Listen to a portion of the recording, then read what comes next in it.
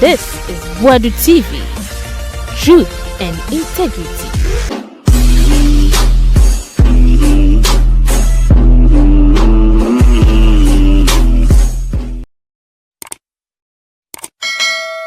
Ahaya Boadu TV, yaba mo nyina akwaba. Captain Smart, Bobie Ansah, Solomon Wusu, omo jemu nya ize, omo se NPP gu.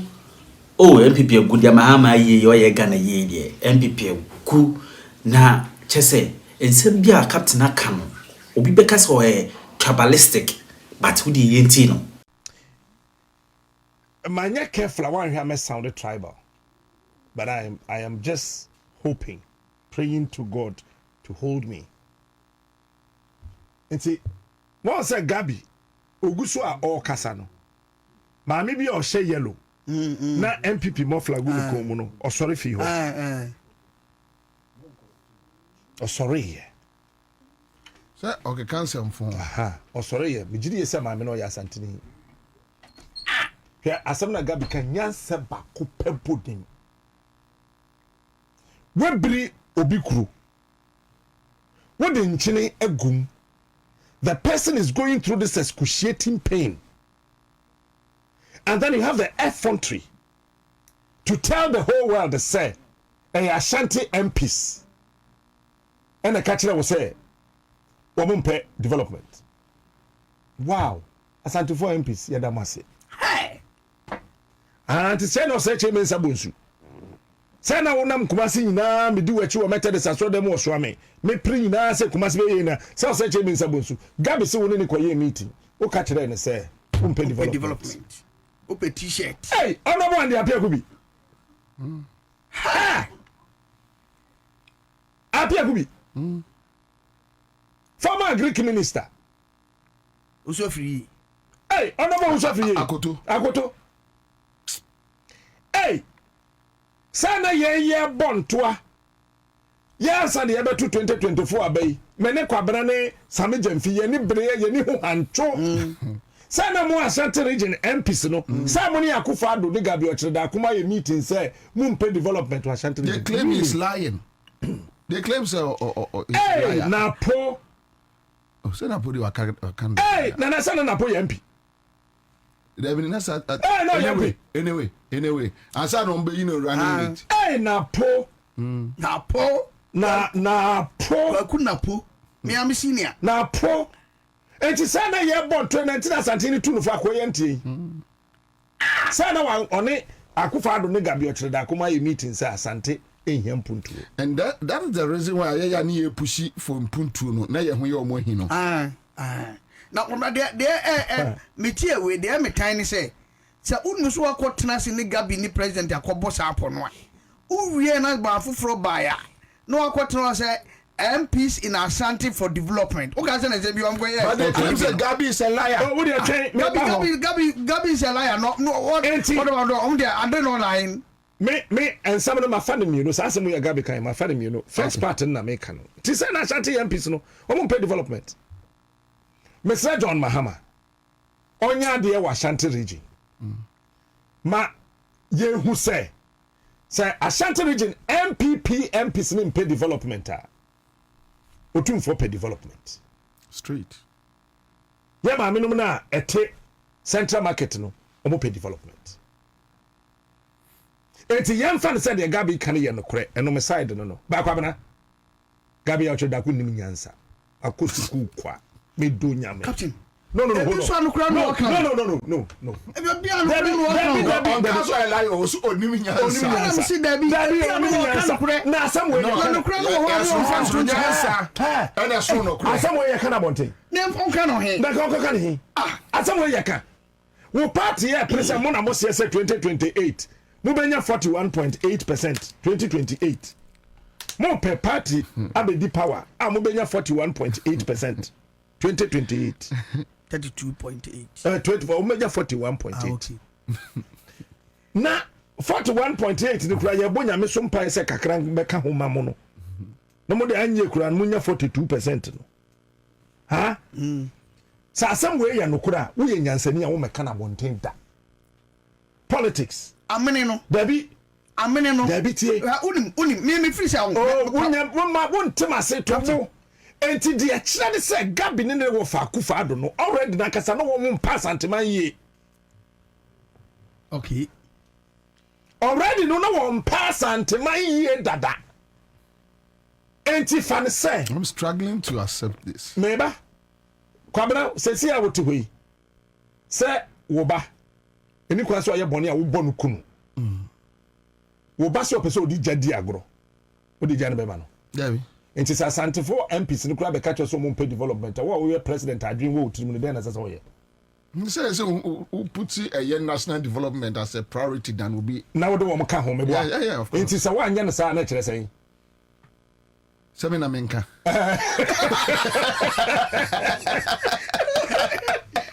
Hona me ba no Name na menka. Sir Blue Array. enti extra wo say na wo wan ka say wo mutim say wo pass ante ye na sa adidie na enti hwe wo senior na ya tigana ha na ne NPP agija mana koduru ba bi a hwe say ya nye careful a wo ho bebi a NPP kro no wan hwa senior high school elections one the candidate bi akọ belusu adia yo MPP. senior high school elections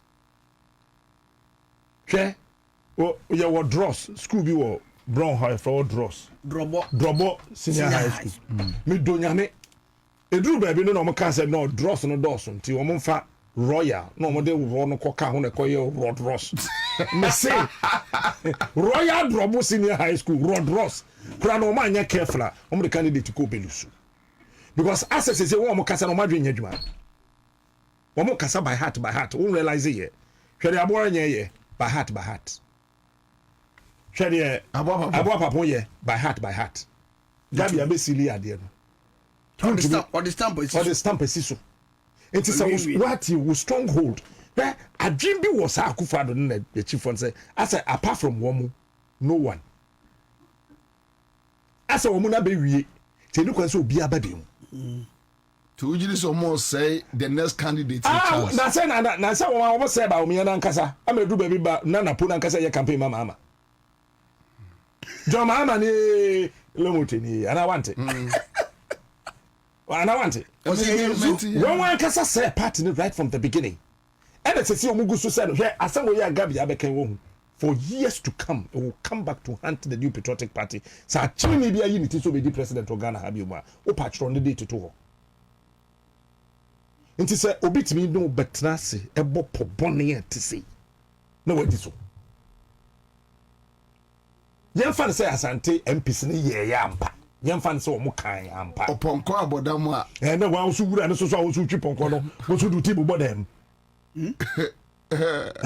Oponko no abodam na wo so wura ne so wo so du tibu bodam wajibisa enti sa ampa mpo say Ashanti region MPs ni be ka kire wa wo so na wo kogina Ashanti region e ka kire so be mo interchange wo so ame wa na wo kogina Ashanti region e ka say wo be wie mahama eye Katia market no share Gabby say in politics wo ye de omanfo no pe enya de wo pe so ye ma omanfo okay and the me pese Gabby twanti nti o kire on fa nti nkoma de fa do ma machine tum sentire say o so onya politics bi o so wa brochiri Gabby uni the area on person be politics bi na busuafo na gu politics enimu ase o ya we akufa do gu politics enimu ase poto wo kroma he's aware he knows it why ba president by even Rollins or ye cool kwa what he say kwesi bo twodwane in the Fourth Republic Ghana have from Kwame Nkrumah time or founded Ghana basin there president better than finance minister Dwane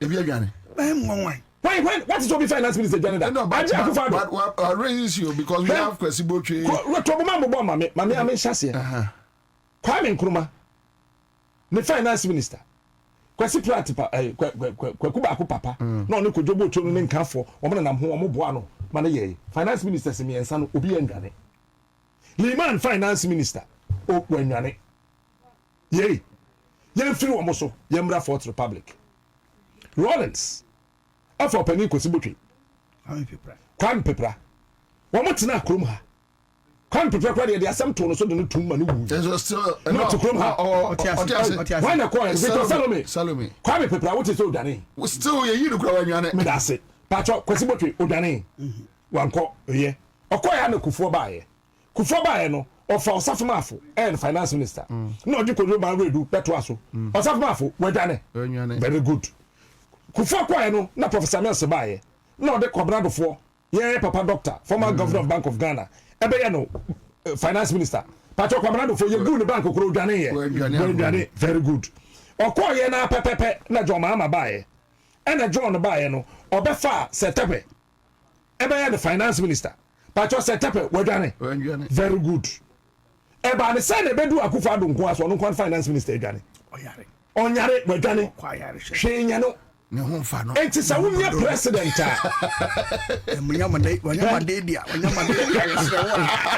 asawo de kana go de budi dia agro de sa na make no he's the only president in this country a the finance minister ontimi ba ne kurum madwen ho the only former president the only former president in this country and the finance minister ontimi ba ne kurum e ya Akufo-Addo he Ghana for njine omani de bia ebete adobi ope president e de bia emi yeni na ho next Kwame Ado hwe emi yeni na ho next ono kwa is the only president e wo Ghana ha the finance minister waka kwentrum nso dade lumba wu shafreji waka kwentrum dade lumba wu shafreji mo Ghana ya ka kwentrum we nyo ya ka kwentrum waka eti kano forata ntimi mba Ghana kano forata Akufo-Addo finance minister when he said Fourth Republic he no so pen a 7-year pa chair. Oh yes, he was the longest serving finance minister emfie nwotwe crane ofiri na aka be 6 months when free so I sa kwa na mi na anta wo se za won ko fa no ba no twa wo mo twere be hye wo mo dan bi a first no no mo de be question no mo adada me pia bon tia no masere sa e ko na no mo de question no mo akere ne yonkonkoka can you imagine can for that day no e correct say Dr. Richard Anani me say you as road minister so run a sign contract near back date no what are you talking about second one na say advisor owie na oyi ken no for yata wie no no ba ye ken for yata presidential special advisor on finance and economic planning into okwa na sort ho kasiko enti so we obi a we be di mampani na say the finance minister timi dwane ka kwantum say ya me no ka say we do second for yata we move it to 7 countries in less than 1 year on travel oko Cayman Islands kakra no be twema ko France kakra no be se ko ha kakra no de akobo ha kakra hwe se wo mo bobra papa otumfo poku an kai o senti se wo ye ni yi anka wani mu be nyam o ka kire ohini bi amembo de ye tu na konwa so o senti ade yi panti se wo ye ni yi a ka wani embe nyam enti president a obi a wadi akonwa wi an finance minister edwane wu nsuru no kwa ba otitu abodi unsa sema make na ye won pa finance minister bia agije won asabe won ko mo krachi nyame fo mo kranse yi won akai no bia tekro yim kwasi botwe okọ ne krachi otena ha no okọ ne krachi kojo ba redu okọ ne krachi otena Ghana ne ko ne krachi Kwame Pepra otiase otukrom ha yai onko ba bia meboa setape otukrom ha onko ba bia meboa osafomafo onwui otiase otukrom ha ya onko ba bia meboa se ya me no ka say Akufo dofo ote ha onko ba bia Akufo-Addo finance minister we okwa yare hwe o we don't hear chira ajeje ho Gabby no do no Akufo-Addo finance minister no okohin but I think say for 8 years MPP decided say Ashanti region they can go to hell and I think dia kunumame obia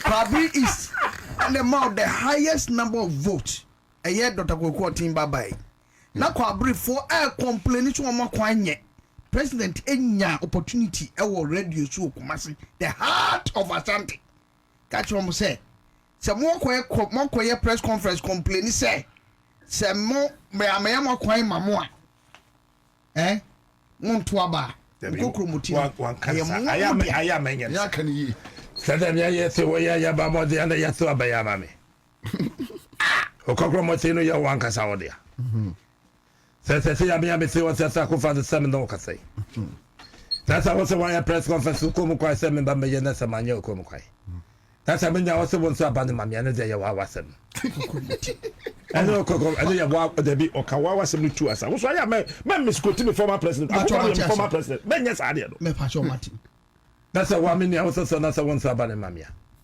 ani ze ya wa wasem wa wasem ana me bwana koko mote wa wa dia adia empire me mesra president Mills mesra president Mahama mesra president Mahama pa Mahama yere adia wonye that's what some Gabby akoye nti asase mo ko kan fa Asante region ndi do fi Asante ya Asante fo president Mahama aniema be baako be me nsa ebi o onye wa Asante Mahama ni bibi SS o ya Asante jo mam try Dabi Dabi ya bibi afoforo bi a ho tete Mahama wie Central Market onye kro from market tobo kro from market de ono na se Mahama wie ade papa bi a wa Asante region bi a no NDC na ye opa ni matiase me dem so apart from kufo emergency akufo ado onye kro from o man yiri ko bu hospital interchanges no on the kufo emergency can so be 5 onye 1 and 2 so am dem for wachi so am dem man for wachi opa jalo yege machi ade pa bi adi okay ade na ya me ya kwabra me kofi kwabra momodia no onye saade no so yes ane ma miesan wie the greater what's on your name say why je kufo Mahama dwen papa woni trim o si afarit military hospital no 38 military hospital no sabe Mahama o tani me wa so tani I na mon kaso bi tani ato sabe me fa sabe nka ho me fa sabe nka ho Mahama tani anka ebi o de betu Bukari Yakubu of course and so je Mahama say yem friend je kufo 38 military hospital adwa na kufo tim no akufo ado ba o ye not be say na Gabby o chenda ko say Ashanti region MPs any ono ne akufo ado meeting say mo develop Ashanti region make say nti eno aka ho kuma wu hospital aka ho aferi aka ho Central Market Ketia aka ho name enti Mahama yen so be kwakwa ya de foforo bia ho dada na o sha ase na say na akufado oni Ashanti region NPP MPs na ko meeting say Asanteman yen say na yen to abakwa ye petiket enti wo de dada na o sha ase na no onwi mako nipa kwasia ma na mu kwasia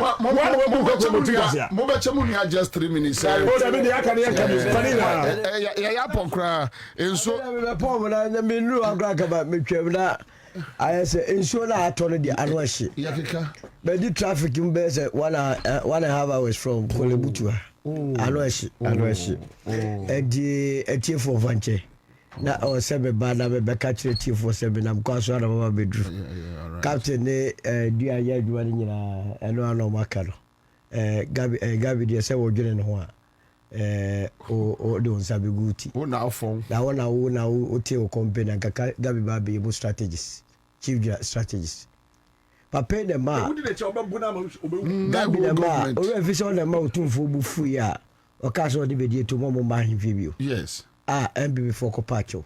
Sata o 2-4 Pescafe World Bank. No mo se ken for ata na ku fanuti. O mo sa se o mu dwa Asanteman no. But Asante MPs no mo fu enti no. Gabby ene na ku fanu ni ken for me manipulate o mo fu. Yes I gonna point me be kan just Asante ma de ma mo t-shirt no no mo hia. Wo to on t-shirt ye dida da o. Eti be na no nka se jem. Na be mo wa se na MPs let me anya gugudo o mo respond.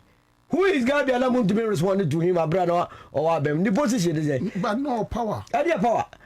In fact, I never called Mammy who said, but change that we are so weak. They say, maybe your back catchers are married deal. Yes, set a committee. Now, Gabby just set a parallel committee. And until Gabby and a detail. Now, they watch also a week, sir. And as a minister, I'm going to Yagma. So be me say, I know Janet, you are the man. Gabby a good Jubana, we are on in an Akufa to send or say, what the Africa Prosperity Network.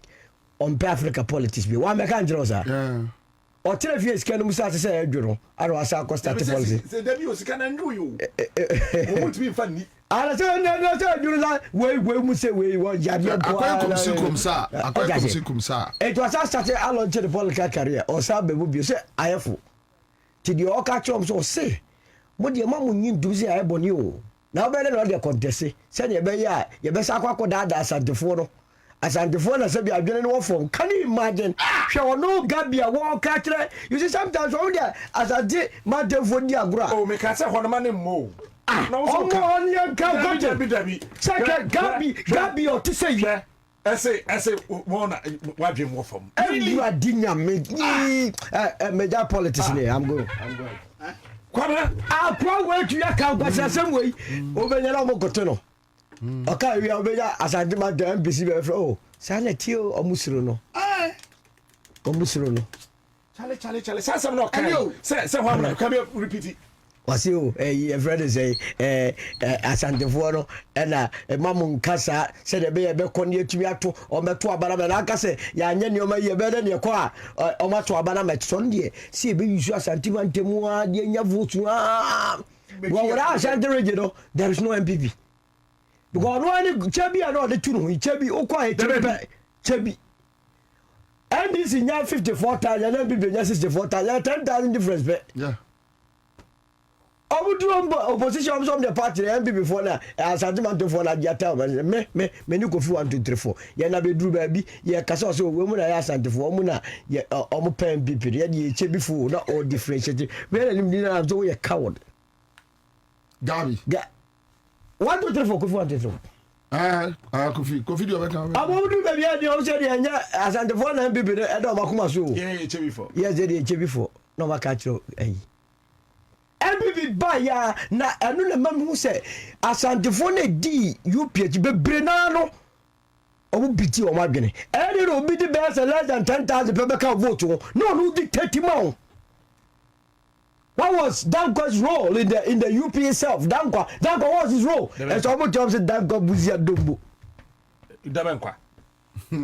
mama biti wemo enka assembly enka party porter crowd position munye buum eso abasa krabo dakana to onka de pe enjiro mo se onka njiro mo ayafu owo benya musiga ibedi etu na no nyomi na otu no se de kamie what the microphone chair no say oh no see on the party me na ba se nyo se de Say the empty na to for. Ba ye manfa bibia mfum bibia le se be ya be kasa credit Into 2028 MPP the candidate be ba. Ai obeba Na me can so be say o be ko Ashanti region ko. No. Oh, Ashanti region campaign they say they are. We ya won mutiti so. But all leadership no just so be ba na. Until woman the presidential candidate. There be say sikari bi so say ye wo say e say wo ya so wa be wi. Sana me nyansa na makansem. Woman the presidential candidate. Say ye ngosia. Abi dey candidate person ka.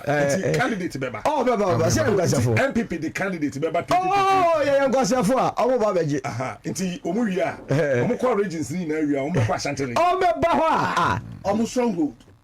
Me do nya. Omo de nyumo e de be ko erade kasa. Yes. Ma wa go wa do mi. No was at TDC. Ansa fogo. Nya me kwa bra wa bre. Ave di enra ba o mi ase. Mesrawo. Na le so mo kasa ba ni nya ejimifo. Sa o se unti. O mo nya ejimifo. Sa ni o be nya wa sama anko kama kama. Ene me ga wo. Me de me ni hu ni asem. Uri ba bi o kare momo. Mesrawo amo 20 abe sa ba brabo. Me ni wuni asem. Onu wo mo kasa di o mo na ejimi no mo kasa mo ra me de me ni problem. Ya se boy si ya so go ja communicate. Se ba be ya ma. Amasa ma brabo. Mesrawo. No, but on a more serious note, I think, sir, somebody should set the MPP down. Obi eno obese fa la ke. No. Pani ni mo. You say the pani ni mo. No, Dabi, share. Why na kwase to No, down? me can say me say here. Party ni say the TB and you pay hono J ko for free. Agree. You pay hono hack man uso ajman free. No, national council chair. And I'm Debbie, One brother, when you're telling you, go down Boamala Samo. Hackman, Boamala Samo. I didn't him. Chief divisionist. On the ground, I said no more. How more Suburbia more a Hackman. Another but share parting in penny for that. Nasi. A very NPP, Nigu, F4. Na guabie what you say nigu ade cancer party MPP nigu fontem because bema and mommy and son ware no one ya careful who do bema breakfast when say MPP wo me mommy and some ware bema ba ko say ade bia ne say no emre say wo mo na say dan kwa buzi ani domu sa 3 ma we e ma 3 we wo na ware party no ai enti no se ade bi sa no eji egu a aya na egu ntem agu say ifo wo fantifo wo so mo nka gate no adafo so mo nka bi go mo hweda gwabuzi adomo na omo bebi omo fete enka fo so mo so yo mo ho bebi ko ke course na ko he ye friend say ke course for MPP for no bebi say o mo ja o mo didi say so mo na ko didi e ku ya ndisi o ai bebi no so by party no e fe gra gege what adudu okun bi we ya den na e kom de kum bebi no so by party no ai fo gra wo mo penifo no ntrase na wo mo ne hwe one chip the penny bin trust no one kasa say baby agro ne ko penny nnim why no kasa say penny bay are you telling me say Jay Kufo no o tie no kasa say yo kasa gro yenti no ni ko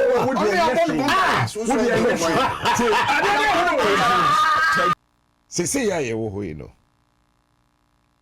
when this party ni mu no umuhu nsentro for say o makamafo e che party ni penifo enkola no aso ya o ka bi mo no mu twa adapa ne de so mo ntwa wa na chese won exist o ka bi ma wo mo no no mo a o twa adapa mo ntwa o kakra o complain do no am me complain na ma me ho wo de na hia because se see ya o te he wo ho chief e bia wo hu me na me ka kire wo captain enya better o wo dem say constituency chairman bi baby obetwe tu ka sesi wo du e bebie puna man no constituency chairman do ebebu say but ho ye hoya abra eno say me dia o metie pon be 140 because na say me yi free mu kwa me nim de dia me dwane ntem sa wo be koso atua because one beje wo da say adi e radio de kura no wo be pon wa nim sa wo be pon no aye fast na wa ba be boka na no wa say be na kai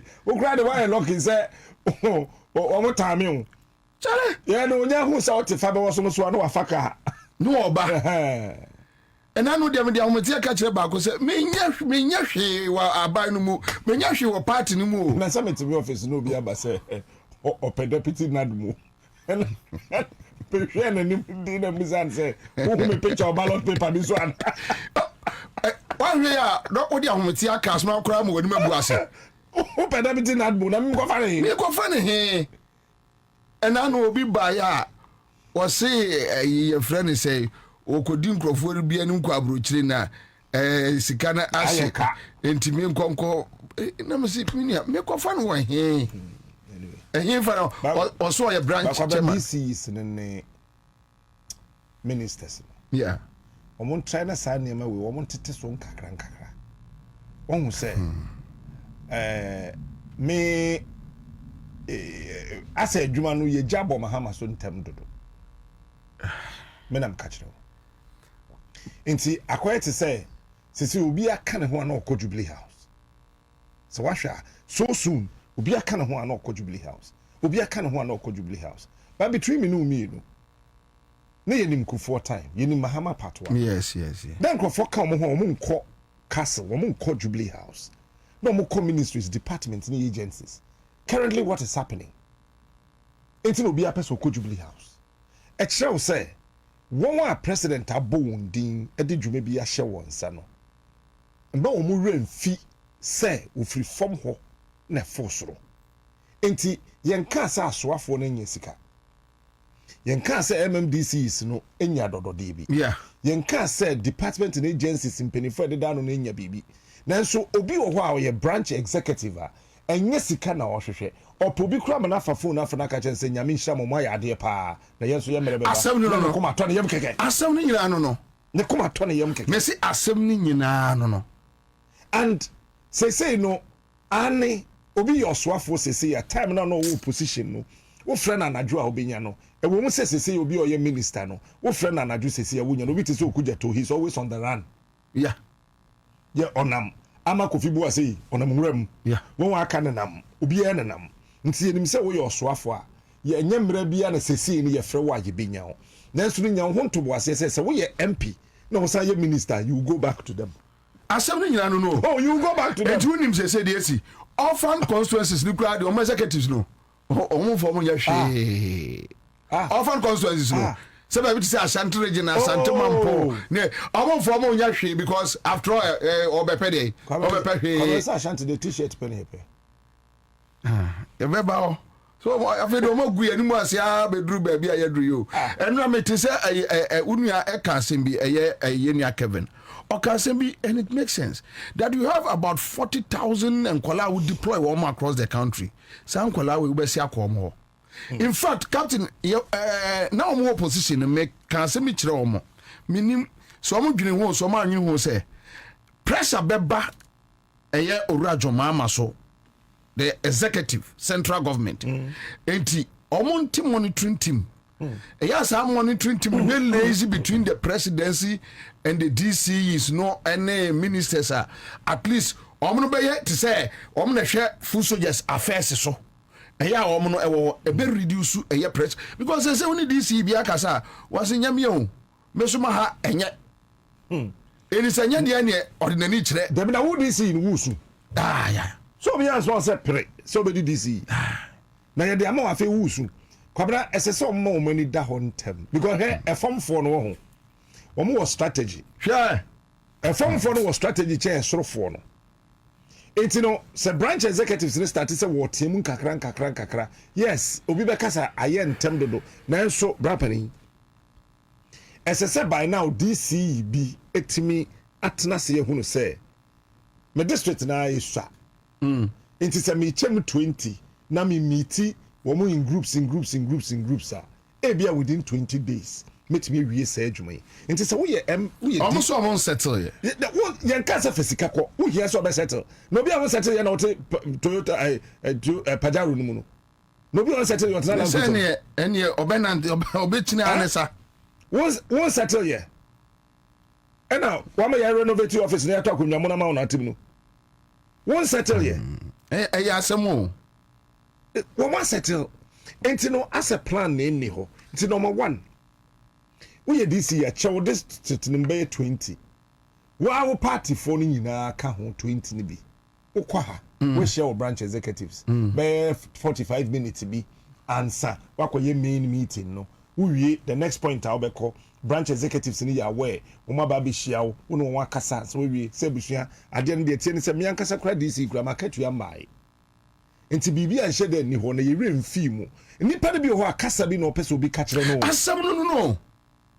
kasa o you see this thing is just ne men kasa na men teme ho asa captain me pa chu ma me mbusa de bi abetumi aboa say party we ni abanomu rap presidency is it that obi anu or more information as to their course or grounds and as a omonte ana omote na omonfa ho because look unim it's a CNDC the kind of complaints are ye abontinu ye receive obi ho a wako Jubilee House ama obi adidi na tem o free presidents wa no oba ye ho obi ho a pani bia ene na exchange na say obi wo presidency asemwe adidi Najigezi atem oh yeah Najigezi for the mame enyo ba no so unim dia so we get a whole lot of complaints and the one now the bufu ba kwakwa to bomb ewa abonte say we ombe steady na omobuafu but make us say sunipa no oba mu ani 4 years kra o ya ye adwuma no free 2008 ya ye adwo mama ho image ho adwuma free 2000 ya ye adwuma saa na say ya no na wabegya de ne de abofom ban complaints pa me to say me complaints e be a regional chairman e be a constituency executives e be a president's war for whatever reason e be to be send you audio just you ask yourself so many questions. When say a party here nyede bampani fo na man yede a politician be a position or we ni waso oba ban mu a na naso ayira. Why? Na kanani. Ade. Because on person beti de wo ka kire no. O person te de ono a person ka kire ne ho. San African politician it. It is say no mpanifo no bi wo a wo wani uni aso. O wani uni aso. Eti de ekoba ina na ye de wo kae no. Say pressure na start e ko John so. And yema yenti who assess or one person. Aha. You see, the president cannot micromanage every department and agency of this country. Inti yema pressure na kwa gune so sano a start ko sano. When what presidency won't be Philibi because one chief of staff or your party ba. Yes. No sanso ye Ghana ni. Yes. Callistos or your party ba or your Ghana ni. Ofosuku ache de ya no akọ hinta. Because on a pressure no e kono so a miniminu no wa hwe obetete ne ho agu so because e bre e pressure enti be bia agro na kwa koduro no esese this is na nkasa no e bo mo ho so kakra kwamna no kwase ma men kan plane ye this is no e bi ni ye slow dodo e kwa mbe so o mo ye slow dodo e kwa mbe so kwamna hwe UDDC CCA wo se aban tua oka yes nti sika ni ho aban o salary my yes assembly no niska yes nti o mu free fuel ana nti o mu free fuel ana kambe ka se bia na bibi bo ma no se janse o mu free fuel ana se won bo ye dey kwamna DC wa orientation because DC no you president of the area. Yes. Enti se sika wo ho sika ni ho ni kwan so many people who se sika ni ho na sika wo ho. Ese se wo body language and the confidence level no so high, very optimistic about everything. Said about ya nipa na wo district ni mo no wo hu obenya ni da so. If not more, Mahama campaign was hope. But that and that's also almost say at the pressure about almost. Baby, say that's what me my pressure there and they have been woody then beba. Say no be ama ho na chese uku nipa no obi ama ho dia wo dwene ho if any that's what me my pressure there and na chese abemubo ni so perform that kwan say at least ubema ni bibi obi di ni ba school fees ba obi di adwuma samo ba obi di so these are the things almost they are running away wo mpo mo ho so kitwa bi nkosoro kakra won say etoda ye ma me no mo no efie nyansa no kwabra me ne wo fie nyansa no emu odu o e chen won a omuso makosuku bebre ye ma me nim se aduane na onnoa no esua so okasa otete ama ye ntam aduane wo fie e beso ye yina na ebinim men exactly enti obese da delay aduane no ano na wasoma ko anti ya manu ho e wo mampon ase ho na ka kire ne se ada no me ka se nka onfa de bi ma me oni pa se ma me ni ho ai na wasoma kwajo na ubekọ so when that so say ukwaji bi ya ma me no aduane o ba no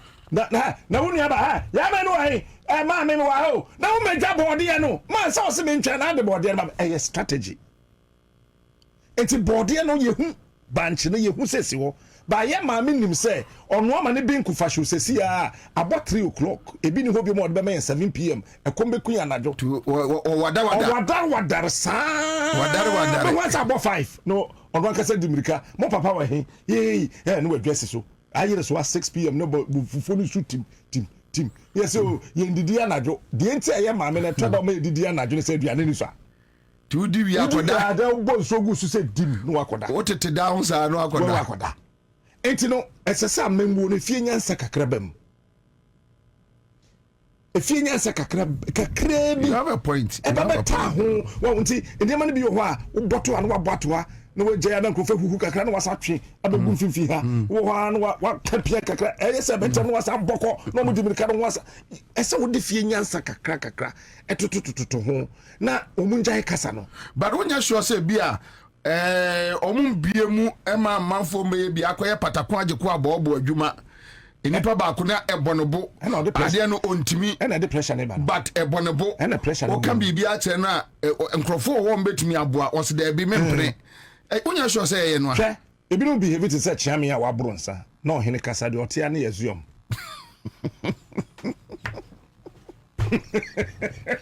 Karadi awosre oh chiame a wabro asam no ohene kan so ohene kan de so we oti aluzium no koro no ya na kasa na kan say achame ni you asre do say afi no kwa kobusa won enti no esese woto obo ase kwabra number 2 o manage mensini o manage district o manage municipal assembly district bi o manage departments o manage agency bia esese wote ase esese time a wo set no wo diso answer wo wase na diso yes this is be a punctual be a pressure ni so quite beso me na me catch wa pa be say no what kind of pressure they need so this is not very punctual no they are able to tell, they can forecast into what can happen in the office into obedi kan edru office ho no share inside ho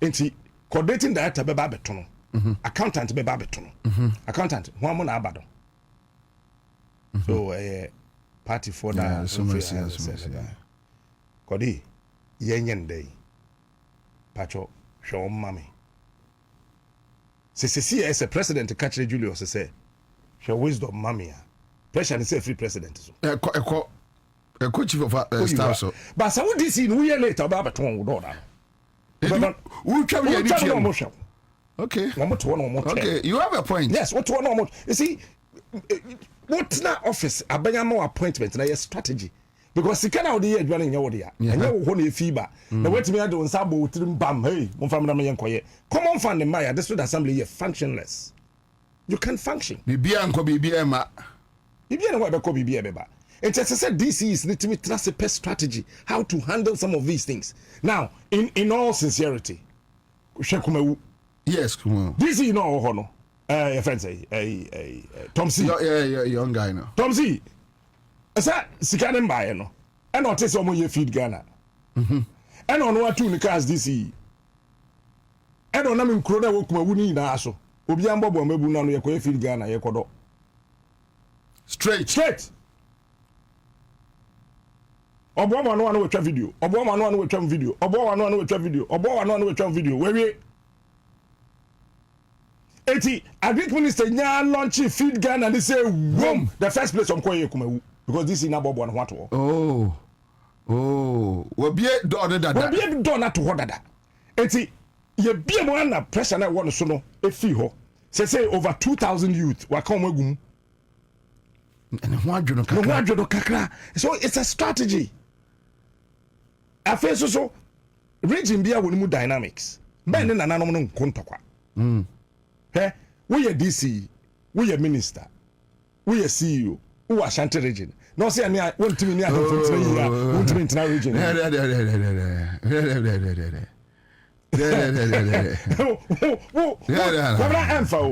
Even a cross board. Whether north east, whether upper east, whether voter region. Wontumi opinion leaders na women na twetwe wonte taro. But you see, Captain, the other side is my opinion leaders no edi bonny with impunity. The biano so ya no what yan.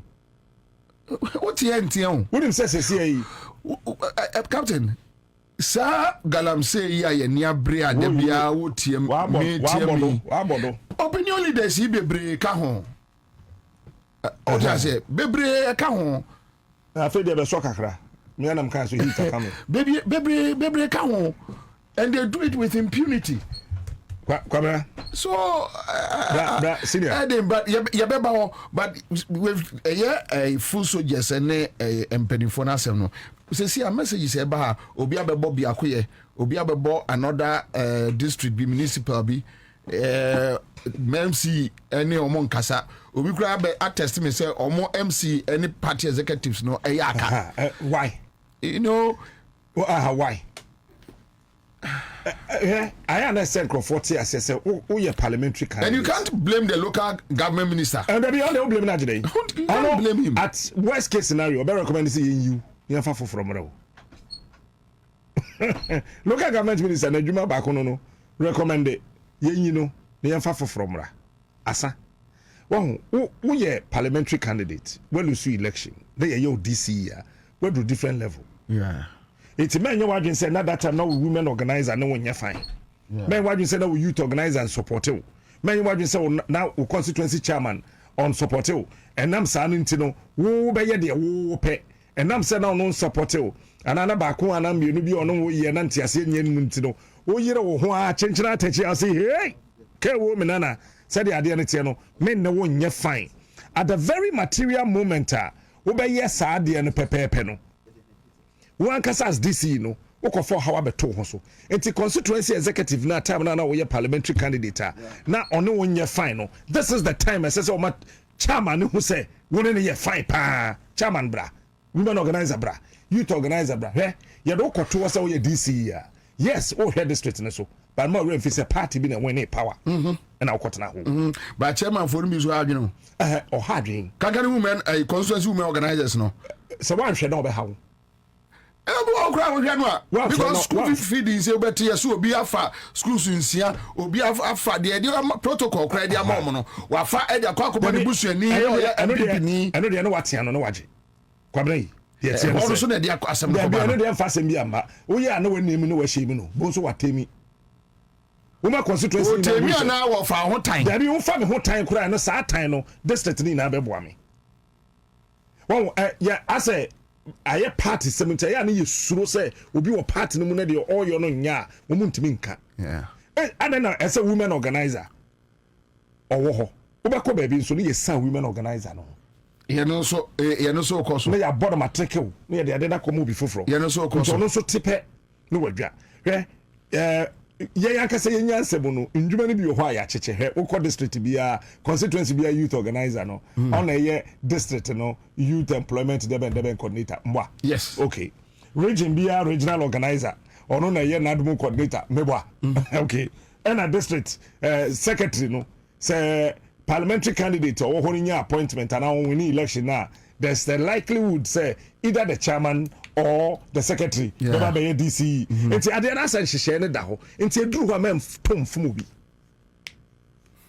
aje ni paden qualify so qualify there men tomfumu no na fe omo mani nkofo mo no se kwabna youth no expectations omo wo abahama ho no very high more underestimate very high and mebunu no hu say ase say mre ya yo mo yemfie na nyankopon ne mahama at least obese say enyema de be twa the next 20 years kwabra yeah and mebunu no emfie na nyankopon ene mahama say and that is why you mu bi say enyema ko wrong na ye mahye because you ti nkomo ye wo street mu ye ti de ekoso and this bibi ya say ko wrong pena ya bo say masa and then ebe because nkola need that so last hour no last hour say wo mo fie na nyankopon ne mama last hour enti ena mahama so ye nipa bako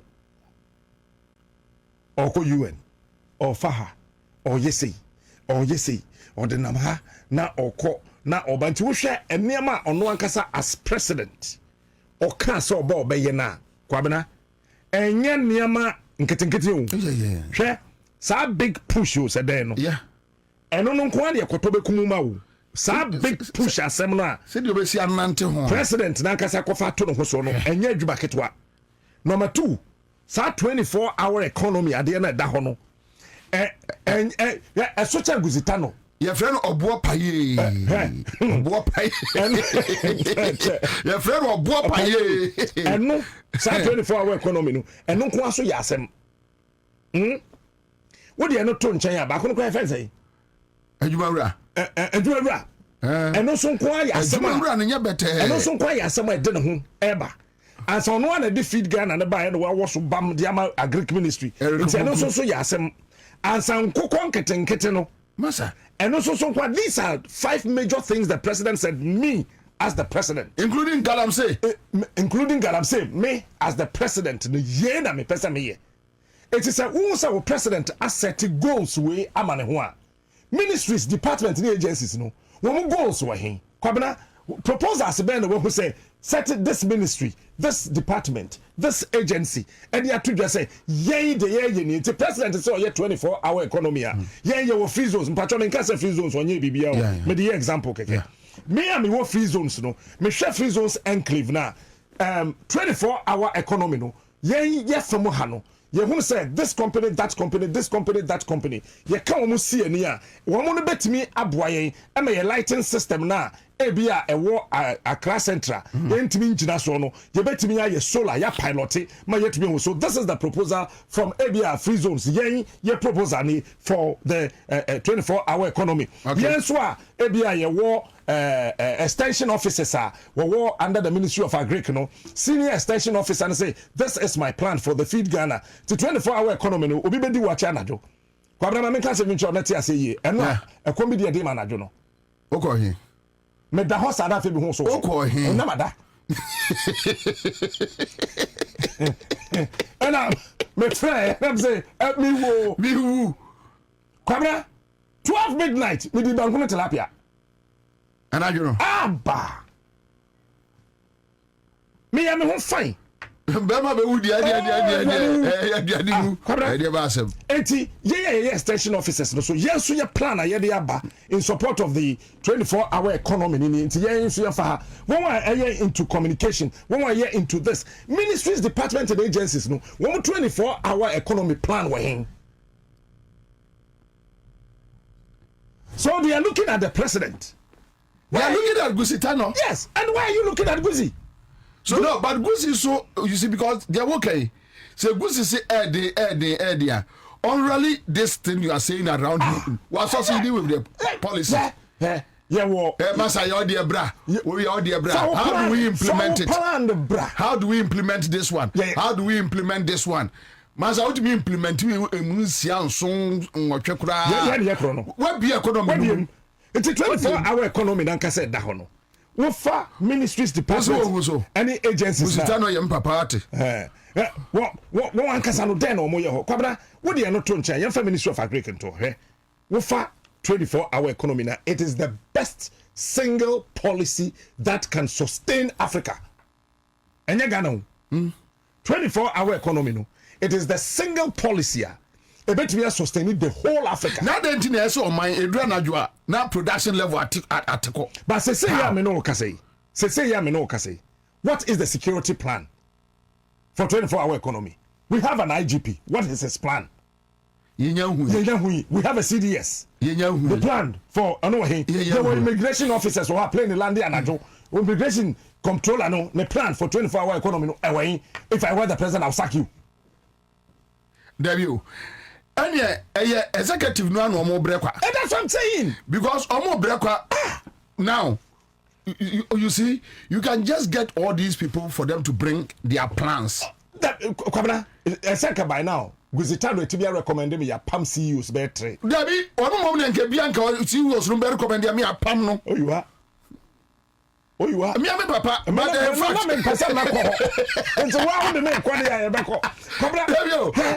because the point is, like you rightly said about just 3 minutes ago. If sir, what all those people said, well, for our plan, Breme, we for our plan, bar. We for okay, so Ghana police mo plan they say for the 24-hour economy. We discuss it. Okay, so how do we go about it? Obeka Cho say funds. Unim, let's find another way of raising funds. For now because even you can do PPP with it. 24-hour economy and require funds. Well, young friend say Obeka Cho say one, maybe they don't have enough men Two, they don't have enough equipment. Ebia anajuno omo ebekwa, but police for make catch say you call petrol anajo. You understand? Obusa police service just to take cover. Now obeka say you call petrol anajo. So at least Gusitano will need a comprehensive friend say proposal from the Ghana police as to how they are implementing it. Yes, night patrol, we know. But we need a comprehensive document. You understand? A blueprint. Back into police. Our 24-hour economy. A whole blueprint. Our military. Our 24. Our navy for medical service. Or more than 24-hour economy. So you try to expand. That's right. And only yeah. Maybe try study 24-hour economy. Know how it can grow. Yeah. Apart from these ones that I said, I decided say me and Kasa say me call district and that region be measure private companies are So I went to Cape Coast recently. Okay. Me visited 5 sports, drinking bars in plus 2 nightclubs at Cape Coast. And when he said nightclubs and drinking sports at Ghana has sika wo mu chen asort for die. Oh yeah. It is a 24-hour economy in penny for very smart people. One, this is what they have to do. They should have a private company summit. Private sector summit for the 24-hour economy. Where all those, That's right. Groups, Fantastic. So you do classification and you categorize the summit. It's a private sector summit, for the 24-hour economy. Opening with the no tie. Yeah, wɔyɛ kɔtɔ bɛtɔn bodua wɔn wɔ kɔkwan so kɔfa tomatoes kɔkwan so kɔfa gyeene kɔfa mako na ɔde ba na obi bɛka sɛ obi akɔfa gyeene ne mako deɛ 24-hour economy ɛma wura mfi sɛ obi sɛsi anadwi na ne kaa bɛtu afi Burkina enti kaa no bɛba bɛduru ɛyɛ Ghana soil so no na abo 12 midnight ɛsɛ sɛ ɔtra ɔba nkran is he the person, is it part of the 24-hour is not part? Fantastic.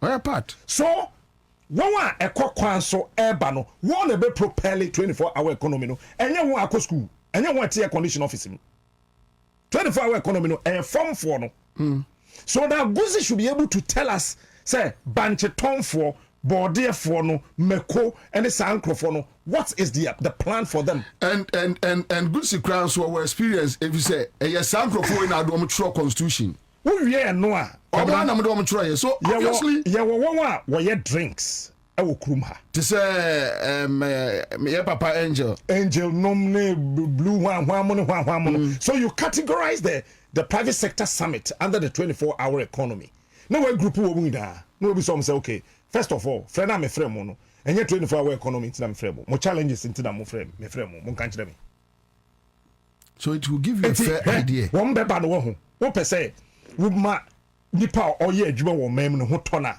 kwabra se summit ne ye 8 o'clock ebebo 7 na ema wo ho ofe enye troka mawo ba men kan so we nkyere Ghana for mpani for no ntia sese oba ne ho ofe ye de dada nyansa ne gigi tirim adwen oba ne ho ofe ye de dada nyansa ni agi ne tirim adwen how do you determine anything ma Delilah otumi ma something twitwa ne wi so how do you categorize oba ne ho ofe wa we to me no mienu na see ye ni you need me. It's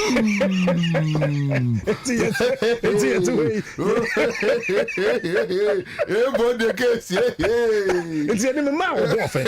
And the summit, and man of 7. Will be at the table. Answer no baby drew for no why ready. And my man will be shout. No better man inside. Boss, company ben now free. Okay, Patrol, chief is saying Kaoba, more hawa, more one. So betumi atra katro mai wontumi ntra patro wo ka metumi aye ho bibi kakra into that summit no you are there to tell your problems so behind agronu na na 24-hour economy into ya fa wo ton drinks ni nyina wia na ye ho say ebia power a problem wo tuan kane aka e yo haw kwabra number 2 ebia taxes no ne ade no e wo soro we see into 24-hour economy must have a tax component ebetimi aboa me private sector no e ma metimi contribute positively into the attention say okay mo am yes adwuma we na mo category A, category B, category C can into categorize the 24-hour economy no depending on the category that you fall under, then we can say that we'll give you this tax rebate. And the company be a year adwuma we 5 years. Na ontimi grow ono ontimi so nkɔ from waka I stagnant no sa company na president 24-hour economy for that catch on say mo what this category no the next 3 years ahead of us we income tax and say 10% and you are paying 3.5%. Now sa remaining percentage na aka no men fa nkɔtɔ hwe fafa nipa gum na tui omuka na fa sa income tax na aka wo de ma me aban no fa sa income tax no employ nipa 4 faka ho but I buy no super catch also be short revenue there be on short revenue and this is the trick bipa na buy ne fa na adwuma mu no sa sika na we jemu na ye de ama company dey fa worker no be to income tax so indirectly we jo wade through the worker you are getting it back again you are getting another 3.5 from here we ye won mo ton we ya then you go to abi aboso kan ye be den aboso kan so be the car ba na jo obi mewia ho ade. That is where the Ghana Police Service comes in with their 24-hour economy policy. So the police will say that, okay, so buy any percent or include Aboso Kain, Kumasi Mazin, co company, and then that. Then Ghana Police Service, this is our 24-hour economy policy. Your policy is say, fit a for a Jubana Juni, every fitting shop, there will be a police officer fully armed. Fully armed. 24-hour economy, but I don't know how they are handling these things. Mo bi amfa book nko ho kwabra ye nja book no ye fa fie nyansa nkwade we ho he kwabra wo wie wo mo no wie a na waba afei won eton wache won etonton nnuane na yidi bankure tilapia na adwo kwabra a big business. Oh yes, a big business. But when him say no obi akra ye mumu won mo gengina kwan ho wo ye mumu no wo mu suro ade san ya na akronfo di tu okọ. Yeah, oh. What is the 24-hour economy? By 6:30, you say Momo for the 6:30 now. Very good. What is the 24-hour economy plan for such people? Who's doing it? Hey, 24-hour economy, the best way affect it, sorry. The best way I'm sorry, cry ye. And to sorry 8 hours, but say 2 hours. Because cleanliness is next to what? Godliness. And you tell a 24-hour economy, no, you're launching your tongue, and it looks like the people do not have a plan. Obi a president. Why are they looking at the president? He's done his job. John Mama we launch it, we jam to ho. Now it is up to one 24-hour economy so to sit down and say that this is the way to go. Kwabra, what do you not to nchen? Radio stations are work room ha. TV stations are work room ha. Yeah, 24-hour economy for no. Wama fre wan. But yeah, no, you jinamu dada. Yeah, you jinamu dada wo. Enti busa ho say about the saying that as a magic. Kwabra so realize here. Aje wo mo ye endemu enkomo no. Yeah. And who say wo ye wo kasa. Apart from that, from 12 midnight. And you na say so for dey share the link ni wo bi e bom paye. Enyo sa dia. Anka ye nyomo nko a. E ba ne say adai ye na e meeting ye di 2 man. The question is no. The structure and the nature of our programming. Yeah. So it synchronizes and syncs better with the way we function as broadcasters. So 24-hour economy people must come in and say that, okay, 24-hour economy, I realize here who say, more about 12 o'clock, kusi, ahomache 5 for near Diana, what the born yomonkwa. Now, yem pesa mo de born yomonkwa. Okay, yem fanya day. That time no be any hotel radio. Say here, what's be any hotel radio? Don't forget say mami be ton watch work when 12 midnight 1 a.m. Say no kokompe Kumasi Mazin Aboso kan. Wo mu ina no say no 24-hour economy nti wo ma ba mu dada. Okay, nti say yes start. So all these departments are functioning. And they are functioning in the night. It is our body ro dia. Na ye body ro no bambo so no ye atum Ghana Police Service for the plan about dada. So the fitting shops are being protected by the Ghana Police Service. Patrol teams strengthened their patrolling into Juma na ikoso. Until radio na ye wasted time no born nyom nko from midnight econo. It will be converted into advertisement. That can be converted. And he said, what will be back Ghana? No, that's sorry, I do 1 o'clock. ɔte advertisement ɛwɔ Onua FM, Accra FM, Joy FM, City FM sɛ o yɛtɔ aduane bi wɔ ha anadwo wobɛnya bi anaasɛ yɛyɛsei wɔ ha anaasɛ samre kokompefo yɛ adwuma ebi a no pɛ sɛ service ne car no ɔtoa so kɔtabale anadwo wobɛtumi akɔ so always this is 24-hour economy. You don't sit down and joke with it. Kwabena wo wie that part na John Dramani Mahama na ankasa no emra oba part 1 no na oyɛ kwan asphalt valley no oyɛ na anadwo me ya na obi aso we dia magic adeɛ bɛte okoda okwan de nye okay adeɛ bɛte we so no nsia na fantastic until no ankasa John Dramani Mahama no were demonstrating before say 24-hour economy no why be dada. And so when it comes to construction as I see say one way be your kwan na jo contractors na kura no wo mo ngai krofo ha wo so mo ha ye area because John aye bi dada it's contractors ni nyina mo mra all people who belong to the construction department come mo be see school dan no see yesi mo see school dan na najua how are you going to do it because that time na nkoda ne da. How are you building so that you don't distract and continue sleep? So that you are there to meet me. Akoi. Their kind requirements. The Emma contract. But into so crowd will come in with entertainment na ye jai no. So you bring in Shatawale. Na Shatawale a conference pim or bo show Saturday anado. Or bo show no ho na nkwada na entertainment na contract na sidai. Enti kum no mo ka say sound system. But that contract na border so. So the 24-hour economy no kwabena so we ye bema ho e betimi affect o bema kora wo de dadam mo bema timi asori agina so ye but we are just joking with the 24-hour economy and I don't know the kind of people who are handling the 24-hour economy.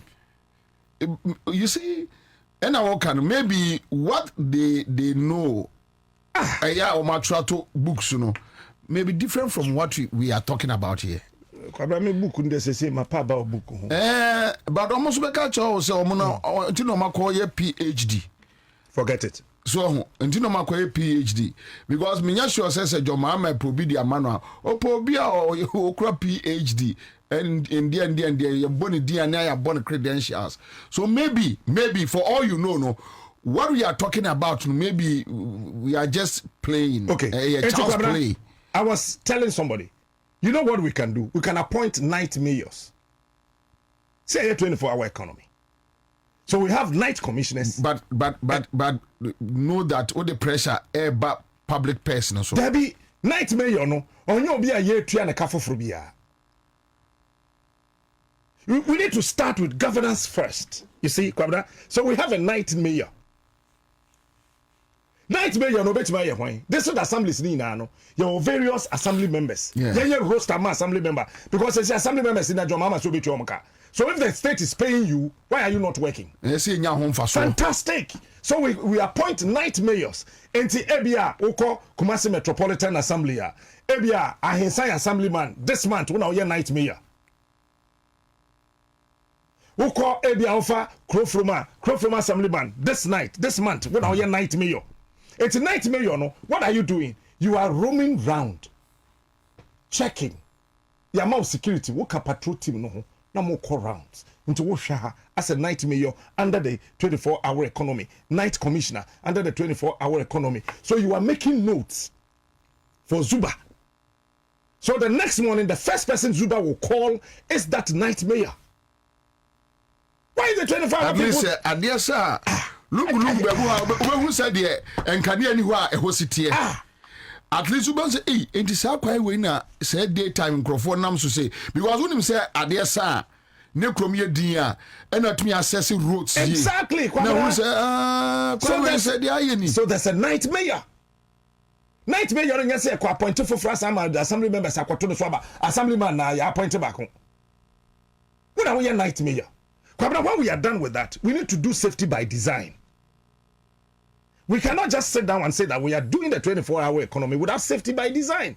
The safety must be intentional. We got to do it intentional. Invest in lighting, viable but community-oriented stewardship, targeted policy and policing. So the night mayor now, no, okutane pen in the paper and run a light we are so hard na dri. adechi and no light no and soy.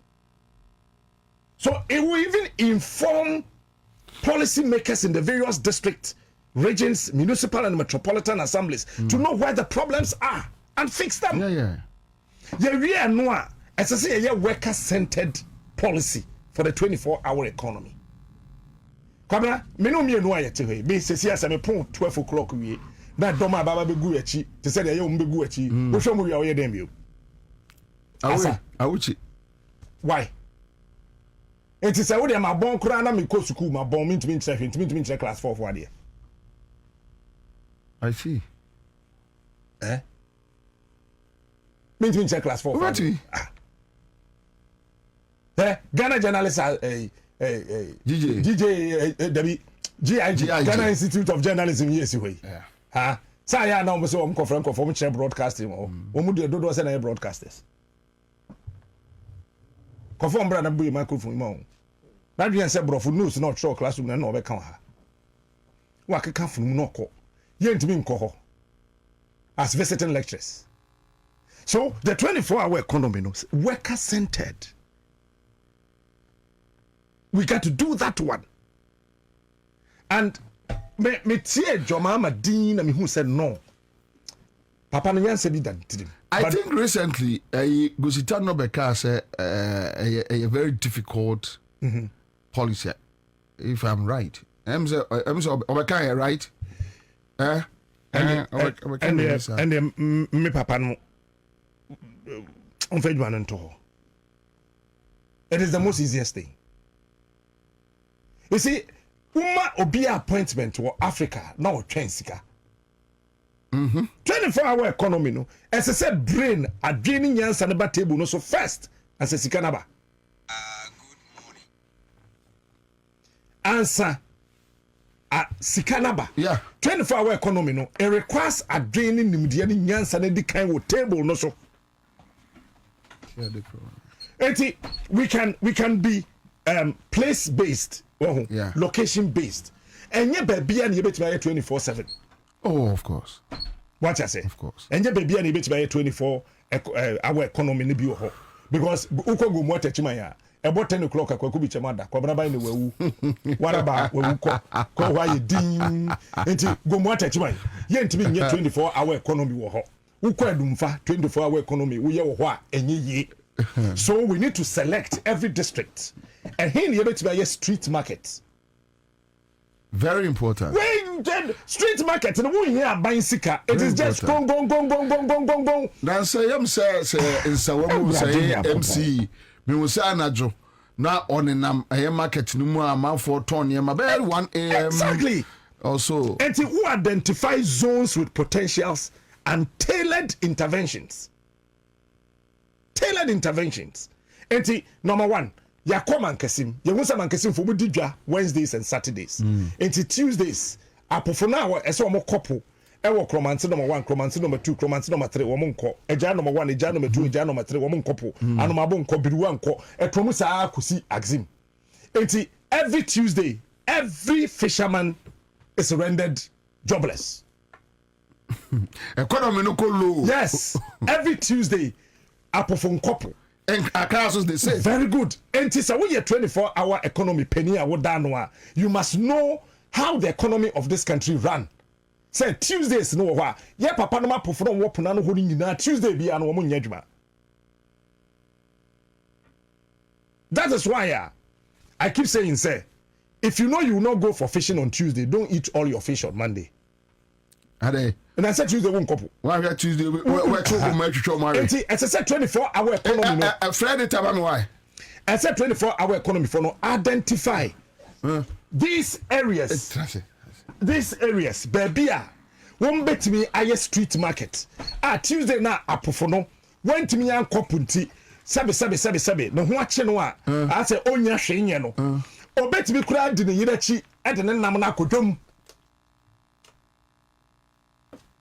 Apofo na onya bibia anya. But okay, with all this, the question we need to ask is Argentina bepim ne Gusitano office no NTB engage kwabra adwene fi Mahamat mu to fom no eso chen won ehwe so no me na me ka kire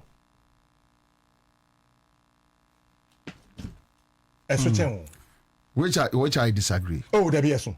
Kwabra. Which I disagree. Jay Kufakofa zero tolerance of corruption by. Adwene so chen nipa no ka asem no kire wo no to moment me fight corruption.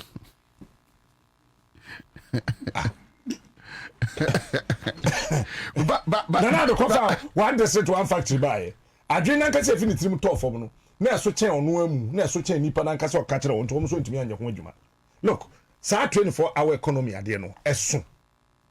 And enye obi a wanyini ena betimi aye. Ena enye obi osua no betimi aye. De ɔte aseɛ anim aseɛ ɛkɔ aseɛ dɔ aseɛ ɛdɔ asukotimi hunu ɛwoso na bi petegu no ka foforo gum ɔna betimi ayɛ. So you can be Guzitano, you can be whoever, you can do it. You can do it. 24-hour economy ade da no kwamna me da Muhammad de bo ho say bob na me say urade Yesu ya da ase agro na kwesi. But unfortunately say kura no bisa wo man ka say 24-hour economy for say data be no ma collect. I don't think so. Bisa also ma collect data. But Mami Musa editor Imanodia. Editor, what take you interest in this 24-hour economy issue? How? In fact, you see, because if you break down Captain Smart today, obviously the media, I think we haven't taken enough time. Me know actually. Na ya media fuyi ya odi omu eba kwabna e media for Ghana ha say obi wo hono mo a 24-hour economy document no kura no a opani guzitando mu office at the buy no onko fire kura no wakan na wakai bi kwabna makan bi sisi a mi be ya na me hwa de o Facebook obi di abeto won mu say oko Omaru Sanda. Yeah. Osi ye no Omaru Sanda. Yeah. Oso oko adenta DVL anatu 9. Eko ye ni friend say licensing nasi for when boy 11 near 7. Okay. I'm telling you. Say a B baby ho no more start year adwuma. Baby or Honma and starting year. Let me try no kakra. Oh, yeah. We are having a conversation. DVLA, Air Champion, 24-hour economy. Ebepim. Oh, how? Okay. Fantastic question. How many people never register on cars in a year? How many people and never renew one license in a year? If you check the statistics of cars in this country, cars we have in this country are less than 2 million. Hold on. Are less than 2 million. So DVL they are all year no. A year I will kind be so.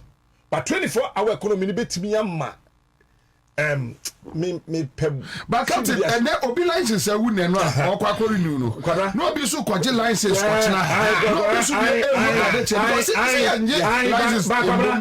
you are talking about a well-structured thing. Yes, I agree with you. But we are looking at the person from Tumu.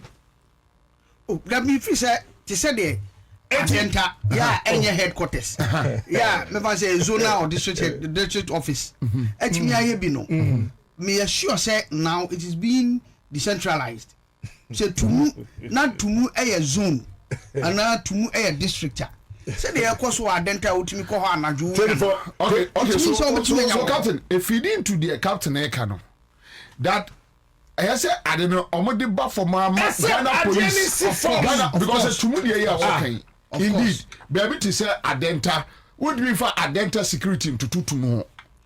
Oh, me no ya adwene. So if you say you implement it with Tumu, which means then the Ghana police must give us a blueprint on 24-hour economy and how they will implement it over the northern part of Ghana. And yeah, you know, Uncle I'm to say me assure say if the 24-hour economy program or policy no, it take full shape na afi starting year juma. It will affect all sectors. Okay, so you think say you take full shape? Me fi say now a graduate. Okay. Tell me no. Baby I started year juma. Okay. Ma hu support no na si for no so. Yeah, port is on. I started DVL so ma hu say if your person take shape and I better time a better take shape no.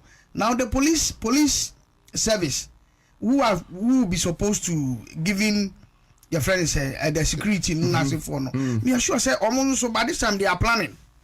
How when the captain won't problem by this time I'm sure come na and my 24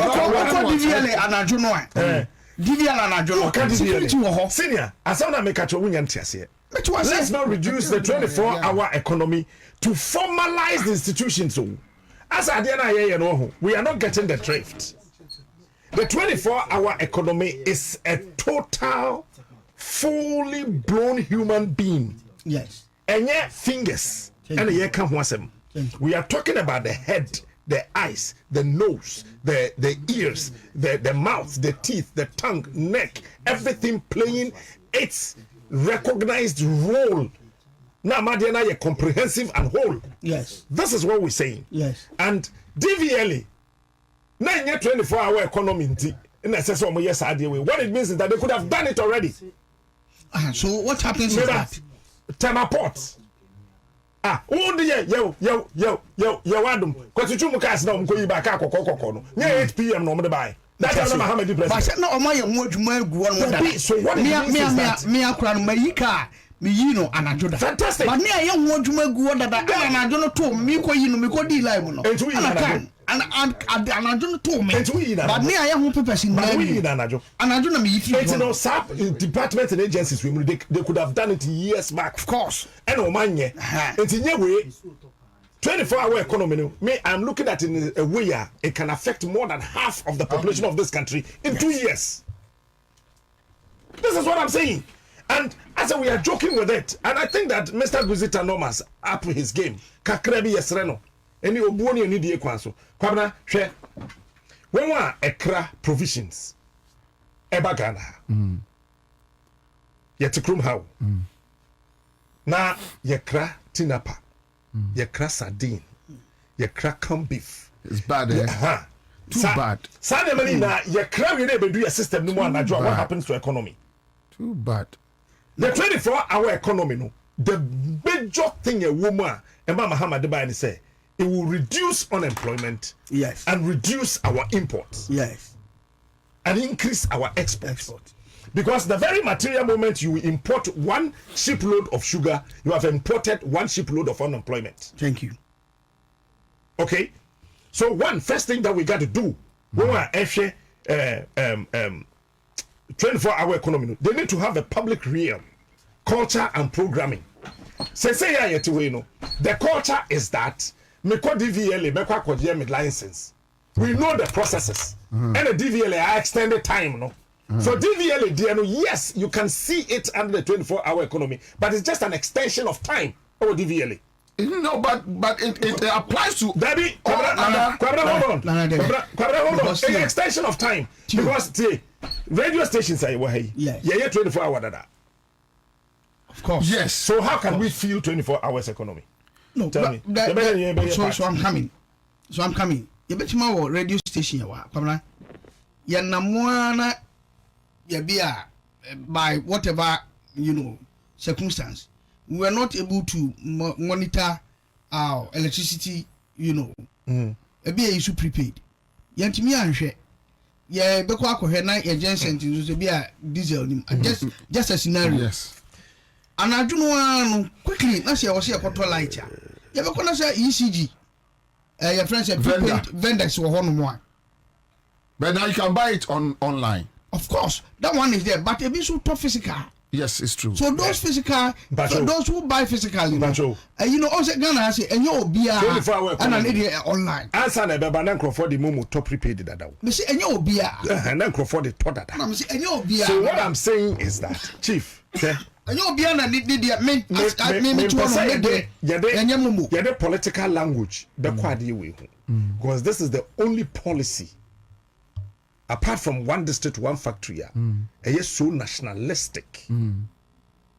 Adia, a fa obia or war mining mubi.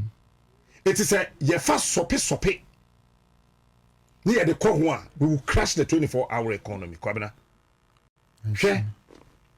24-hour economy no ho say ye papa guzi tano no omutimi tena se yi makai wo document no brofo of course the brofo na acho brofo but the content brofo but the content pesa mekoho brofo obviously Vivian Oponsi room wasn't built in a day. Gradually we shall get there. Francis Osu Tony let me Charlie Munyi say Francis Osu Tony kola de medium kola be nia ma be wi ase o Muhammad you say abai obi send me message bi na afi de me pia kra enko we ya asem radimawo okay anyway so bebre no e almost sending the say because na ba ko say finance minister Beka say 24-hour economy no e be rolling out fully in 2026. Thank you. Enti babra and the document non prepare beto ho no mle. Well, maybe the document is giving us a fair idea. Sit down, we have the fair idea. But me, I'll go with a captain. Document, you know, nowhere in the document it says it is going to be your start here in the wholesale. W, wholesale. In the document. Wholesale. Because a policy and every policy, when you start, it has to be implemented gradually before it gets to. So if the finance minister has given us 2026. It means that he is the finance minister. Okay. This policy, it has to be supported, with funding. So finance minister, according to that is where Captain Ewo problem. I don't want you to talk about money, Charlie. But you have to fund it. No. I don't know what how no.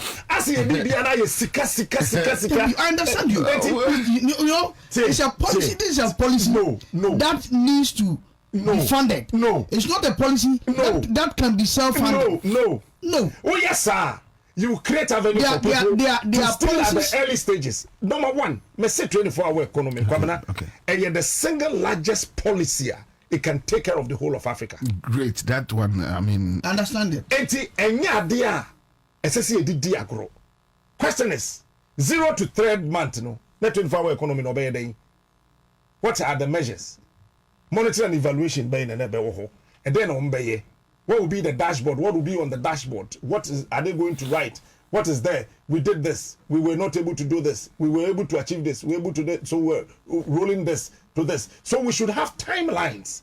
We should not just sit down and say that DVM. So don't you think, say, my fair idea that the 24-hour economy office must take steps to engage the media.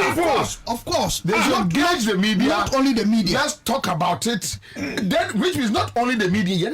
Captain, they can't want to say. No. For that get one, time. I agree with you. Invite various. Business actors. Yes. That's right. Yes. Categories of business actors. Get them. Talk to them. Right, understand their challenges. Let people bring in their proposals. Yes. Because they say NDC here to aba. John Mama Kron so kuti omo how. Finance minister also call market say kuti omo how not their budget. His flagship policy, which is 24-hour economy, was part of the how no TAN. Yes. You see, but to me there, it is good. And the Captain Emmanuel extension. So to extend it, then engage the business community actors. Of course. In the yard. If we are rolling in 2026, sir, which month in 2026? Then the minister did it. Fantastic. So that's what I'm saying, that by now, he himself 0 to 3rd month of 2026. Then 2026, President Biya no kasape ayasem. Of course. And today, I swear John Dramani Mahama in inaugural speech about 24-hour economy so pepepe. Esesenka obia na woni tim so be di minister. Obia opre so be di DC. Obia opre class so be CEO obia no or plan. So wo tim so be di minister na nche so be nya di. Debi na someone go. Anya wo plan. No. We had that come so wo kwa. Anya wo tim plan na president be adwuma. And what tim so when minister you should have your plan in line with the 24-hour economy. I can authoritatively tell you One want no operate when your ministers will be doing more than 80% in yai. Oh yeah. But no mutim wondering a president. No, what he's saying is even thinking that you must have that plan. Say the mamia. Me person me ye bibi to feed president. Exactly. And ever president anymore. It is the me energy minister. Me wo me 24-hour plan da wa me de exactly plug it in because 24-hour economy no and then daytime at 7 year count. You can night time. Because in this world, a city that sleeps while its people are awake waste potential. Of course. You waste the potential from the people. 24-hour economy no must look at avenues, areas now. Number one, Tuesdays, let me catch you kwabena. Yan kopo Ghana. Afarefo kopo Tuesday. Into 24-hour economy, the plan for Afarefo on Tuesdays here day. Okay. So now, then we need to go and find out. Then to know get say Tuesday young couple. For non couple Tuesday. It's a wono as DC ya 24-hour economy manager or whatever. What's your plan for the Tuesday? And the Monday no more couple sa go is adebechi. And that's how they check Tuesday na adebechi. And I said you not they want me uncle Tuesday and Monday. They said they want me uncle Tuesday and why on Monday. And Monday Tuesday is just one day. There be Tuesday young couple. And I'm saying one day. It's what's the plan for a Ponano Hono 24-hour economy plan here day? This is my question. Okay. By now we've start creating street markets. Me say me yakra me ya. One day we be block 2 streets.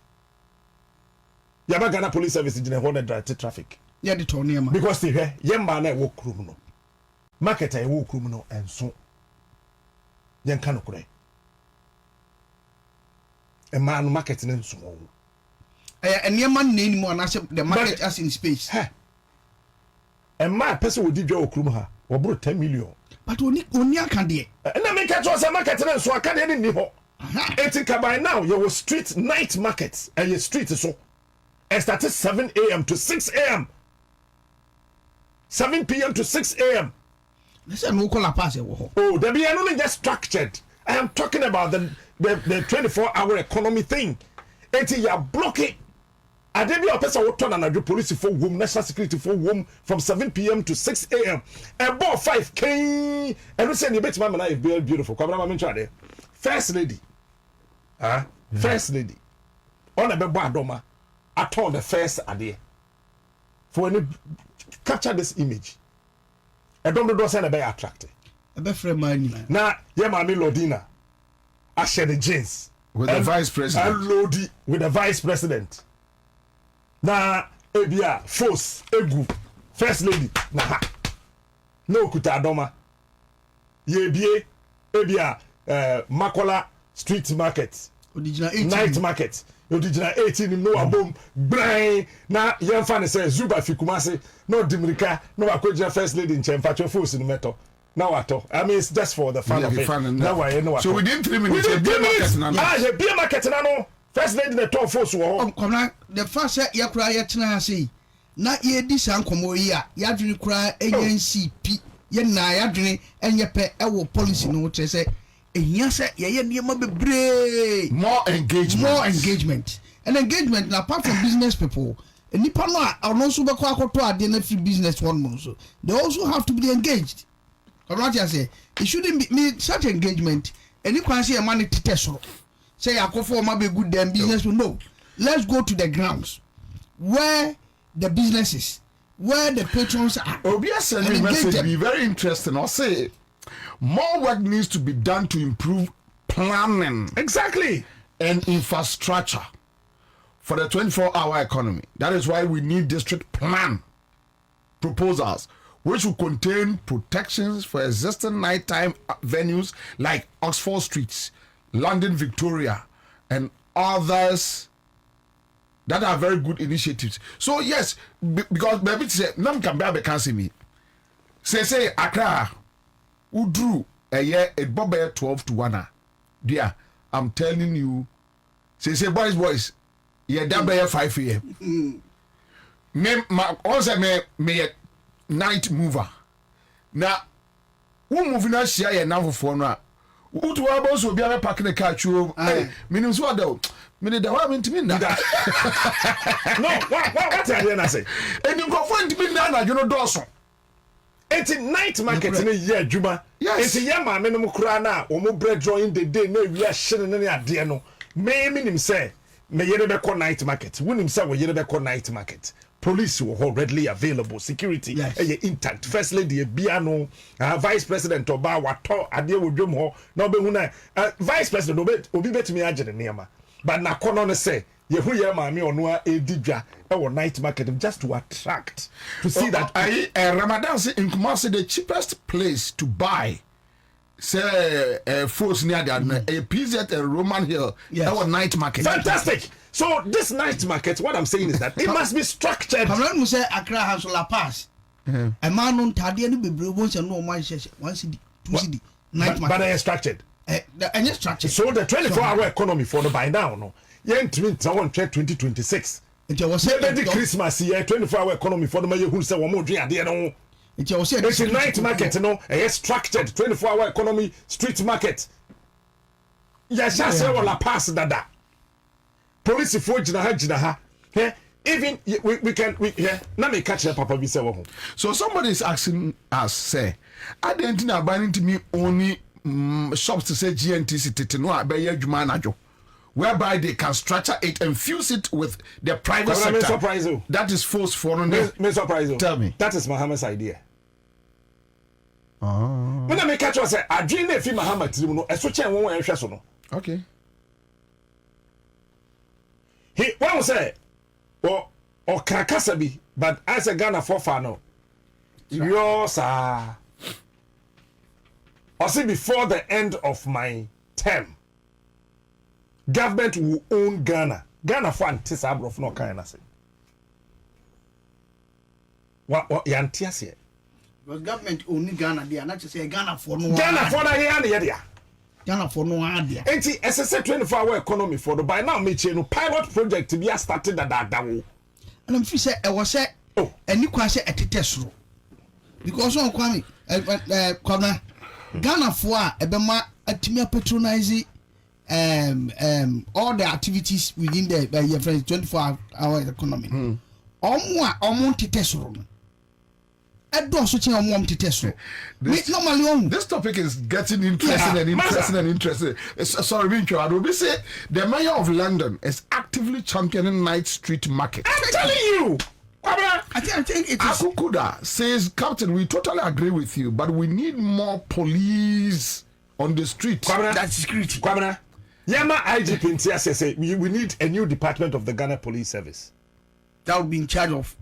Then this one, let me just pick on this one. Tay Father says, I agree with Captain because some communities and companies I know in Tema and other places have already started a 24-hour economy, like the textile industries. That's right. Yes. We can engage them to know how they are rolling out their 24-hour economy. I grew up in Akosomo Enclave, where the textile companies around employed lots of people, and they were running 3 shifts then.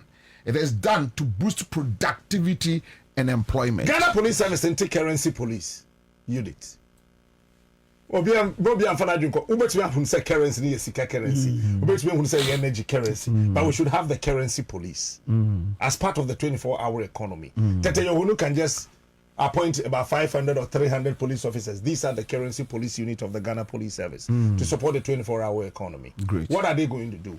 They make sure that all the night markets, the currency of energy, is well structured and protected. Say La Paz street market here that the year you say you know what's La Paz I say? Where everything happen at every time. That's the meaning. Okay. Well, that's not how. We didn't need any free possible.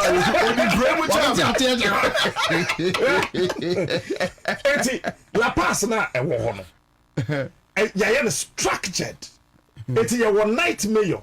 Yes. So this you know ho that no kura no ono ankase ntimi nhwe so a medical catch us say yeah assemblymen you're right this week when we hear night mayor the following week when we hear night mayor that week when we hear night mayor na currency police unit no wo also ewo hobby fe nkane na bu say one street light na nya papa yen rent light yɛmfa sisi wɔ na yɛn ka kyɛm sɛ wofiri Kumase Kekos na wo ba sɛ no yɛ ma wo mɛfa main La Paz street no so fa akyire hɔ from 7 p.m. sɛ nya de a wobɛdi dwa yɛ ma wo ma womfa hɔnom bi eti na yɛpɛ buses esi Malam Junction like shuttles yes into Malam Junction bus no wɔ hɔ bus 1 ebi to 7:30 bus 2 to 8 o'clock bus 3 to 8:15 bus 4 to this time bus 9 to this time eti wudu hɔ ana yɛsiw na wadan ne ho ɔkɔ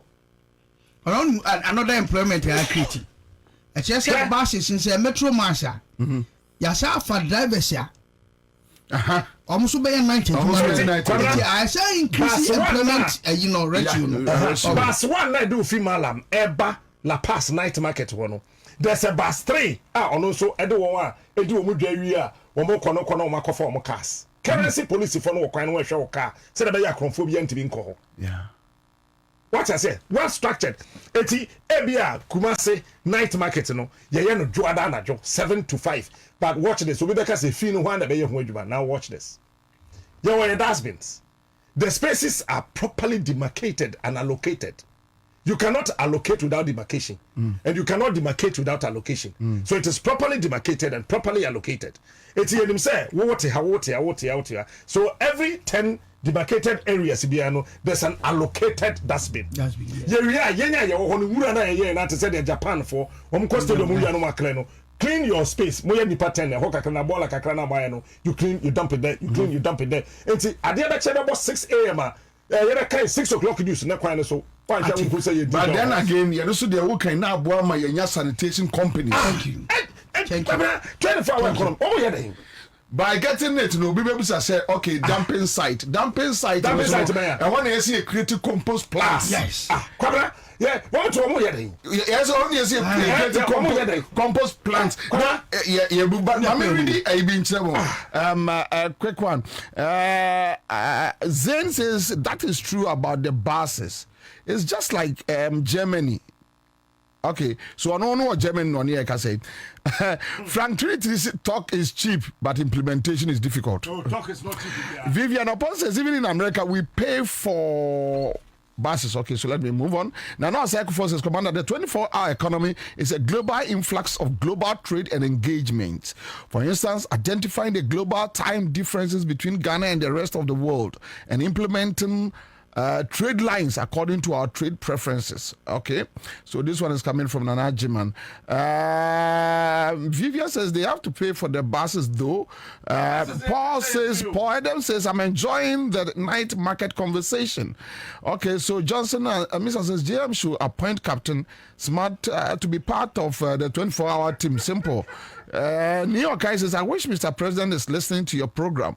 All right, thank you, Eric. Twine says, Commander, I hope that the 24-hour economy team should invite Captain Smart and the other gentleman, okay, my editor, to join them, because they are making very solid, important points. Okay, so thank you. Frank Trinity says 24-hour economy will be difficult for Mahama to implement. Those in charge said we need $4 billion. Where are we going to get the $4 billion? Okay, so this one is coming from Frank Trinity. Johnson Amisa says I will plead with JM to appoint Captain Smart for this 24-hour thing. All right, so Mami Osa says if you said this about Rebecca, okay, let me leave this one. I'll save you. Solomon says you guys are doing well. I love your discussions this afternoon. Thank you so much. We have a Zen again, Commander. In Germany during Christmas seasons they have a night market. They only come at night from November ending to December ending, and every city in Germany does it. Kwasi Boateng says come to Asia. 11 shops are all nationwide, state owned. State can put these up and own it in Ghana, just to plug it into the private sector. Okay, so Adiko says, Bobie, I love the discussions going on. I run a 24-hour pharmacy. You'll be surprised the sales we make in a night. Imagine we don't work in the night. Obviously, we would have lost all those monies. Talk I'm louder. Make it rich. Jubilee House. Michael Adiko from Tema Committee 10. Thank you so much, my brother. We have other testers in here, and it's getting more and more interesting. Frederick says you guys are really doing a good job by educating the populace. Hopefully the 24-hour economy will work. All right. So Michael sent more entrepreneurs will be on board. So we'll be pushes our agenda away. Dr. Ren says insightful conversation, a very nice one there. Ebenezer says 24 hours economy can also reduce prostitution. Cut them bulls. Let me finish with the bus thing I was talking about. Yes, just finish with it. We have other issues to talk about. Yeah. Baby, bus na do beba besi. Obefa bus na beba besi a obeba dwanemu no. Enje ho na obefa akọ. Debbie. So we have your in and your exit. Yes. Bus point. Yes. It is a wofa free malam eba. Wo kwa wonfa malam nko. Bus no be for the tail end. Yes. Because one eba mu no the bus is na mpempem. Eti bus no kura no say ABS bus no 10 cities. Because of the 24-hour economy and the night market, we are saying menje 10 G5. It's subsidized. Why? Because to make sure that a lot of people will come. Even the window shoppers no kura hu here. Because where I buy policy at the crowd na ye niska. I buy policy the crowd na ye. Obi ohono a at that moment obefro bass number. On the radio. Which way one am kroma sika show ho. Na ade bi ho a hu here. No one say wakoto obedu feda wo bi da ho. Window shopping, impulse buying, window shopping so fast wo back no. It's a night market no wo ho a. Wo fa ha rem, wo fa happy, wo fa happy rem, wo fa happy. Na ya de no structured ye. Enti yenim say Ghana ha de. Ye wo ebia ye pilot project. Enti ye wo be 20 streets. You close to every Monday. Night market. Kwabra eno kura no be boy ma fe ye be hu na fe anya Monday bi mu. Me the Wednesday account, the Friday account. Say the be ye ma me no na te kwan ho ye omo abaye. No mu dwane no. Onim se me nkoya abaye. Dey anadwo na street na no anadwo na. Ebema congestion kura in a yes. Because obi wo ho no because o de kura me nkodum. Edu anadwo a na me nua go to anadwo a ade na se better kwa me pam na metimika. I think it's a comprehensive idea. So these are the things that make me feel so as I saw mo ye am a form for no sum. Thank you. Say form for no sum. Thank you. Hey, kwara catch am say DV. Untie dey obi asene me. I miss trade fair. You see? Come on, you see these things. So meet me there. Meet me there. Yeah, sir. We my dream back when me say 24-hour economy for no ahwehwe de ye. Apart from the night mayors no. They should try to build the first agric mall in the world. As yekoto agric mall. The first of its kind in this world, in this country. Ghana in ye. As part of the revenue 24-hour economy be generating no yefemu bi emfancy agric mall for the first time we be kono na board the glass. Thank you kwabna onim meba we be kono na kontomire at the glass we be kono na mankani ye de koya akaw wo fie na the glass. We should build the first agric mall in this owned world. by the state. Owned by the state. Onon bi amount you me are walking and ka ye nyansa Asanteman North MP and na esufre president say tomatoes egu ho no na say and ya do egu ho say say etimi nya me fi say honorable Elkopuku omo na nin kwasa do we hu na onfa oni 24-hour economy for because unim ma me so me fa bi nka ho kakra me ntwa no hwe say koduru bia afi de na former agric minister akoto ono akọfa body and begu ministry no eni sanke ye wo eye agric mall no a ye famu no bai no ya no international community admin ga say ye nto mo nto aye fa ho ye de yo egu ye ya mo ne ye to ana no enema no a tise tomatoes no na se for perishable no ene the season no because ye mo ne beti ye de abegu mu no we find a way to preserve them at the time bia no all year round. Over tomatoes na yasi ebedu time na Ghana dia sadis ye work Burkina dia no yetimi preserving in such a way that ukwa na that so ye fresh in our more from by contemporary fresh in your door fresh it is a seasonal adeno seasonal products no ebedu time the season bedu as in where dry season here in one mono something no betwam. I think it's a fantastic idea. Yeah, Kwabena. Yeah, Greek mall na. Kuyayo emeye punishment bi. And creative business. And I have this policy. I'll roll it out to the agric minister. Okay? Agriculture is a punishment in Africa. Of course. So Ufa agric magazine bia wa Africa dey na hu. Echedo say there is an agric mall in Dubai. Okay, fine. I don't know. Say agric mall na. And I offer agric magazine be a book be a Africa talking about agriculture. Tabenda na hu abaya waye makeup na so da no konhoda e da chire. Aberwa bi ni akokoro bi omo te ba bi asabe. No one na asifi bi. Na ye do to chire. Say idea in some phone. Fantastic. So the signal we are sending to the person na odidi ni say nipa na oye kwia no. Na obi a oye hia no obi a no aye fini. But when you have an agric mall, University ladies and ton body ton banche. Suya de ni ye kone nim. Yeah. And then what are you talking about? Yeah. What is the 24-hour economy people talking about money? And it's a meme pon say me radio work. So let me tell you something. Me pe broccoli pa. Yes. Me ton no edi e ofie. Me pon 6 o'clock I me drive say me call police mo akoto no ma pon. It is say your agric more. Na I was radio 637. I can just drive in there, buy whatever I want. And the other panel we have to car akọ palace and baby to be say ba a office be ya tenor. Me wo me niam o fie dada. Ya make car boom na my na me na me chrono. Charles McCarthy, her point of law, or say it is for national security to keep the president informed at all times, and I think he's referring to first in command deal with the grassroots and the MCs and the DCs and all that. So, and I think he has a point. But he also know yes, you said it. So let me pick this updates on NIMO's anti-galamsey operations in Western region, and we are reading from Honorable Felix Kwachu Fosu page. And we will spend just about 15 minutes on this matter.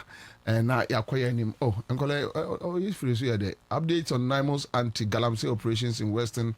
Okay, so Asiaba. Now, the National Anti-Illegal Mining Operations Secretariat Task Force has carried out a significant operation in the Western region targeting notorious galamsey hideouts on Monday. That was yesterday, October 5th, 2025. The task force stormed Gangway, a crime-infested community in Abosso, Prisiahuni Valley District.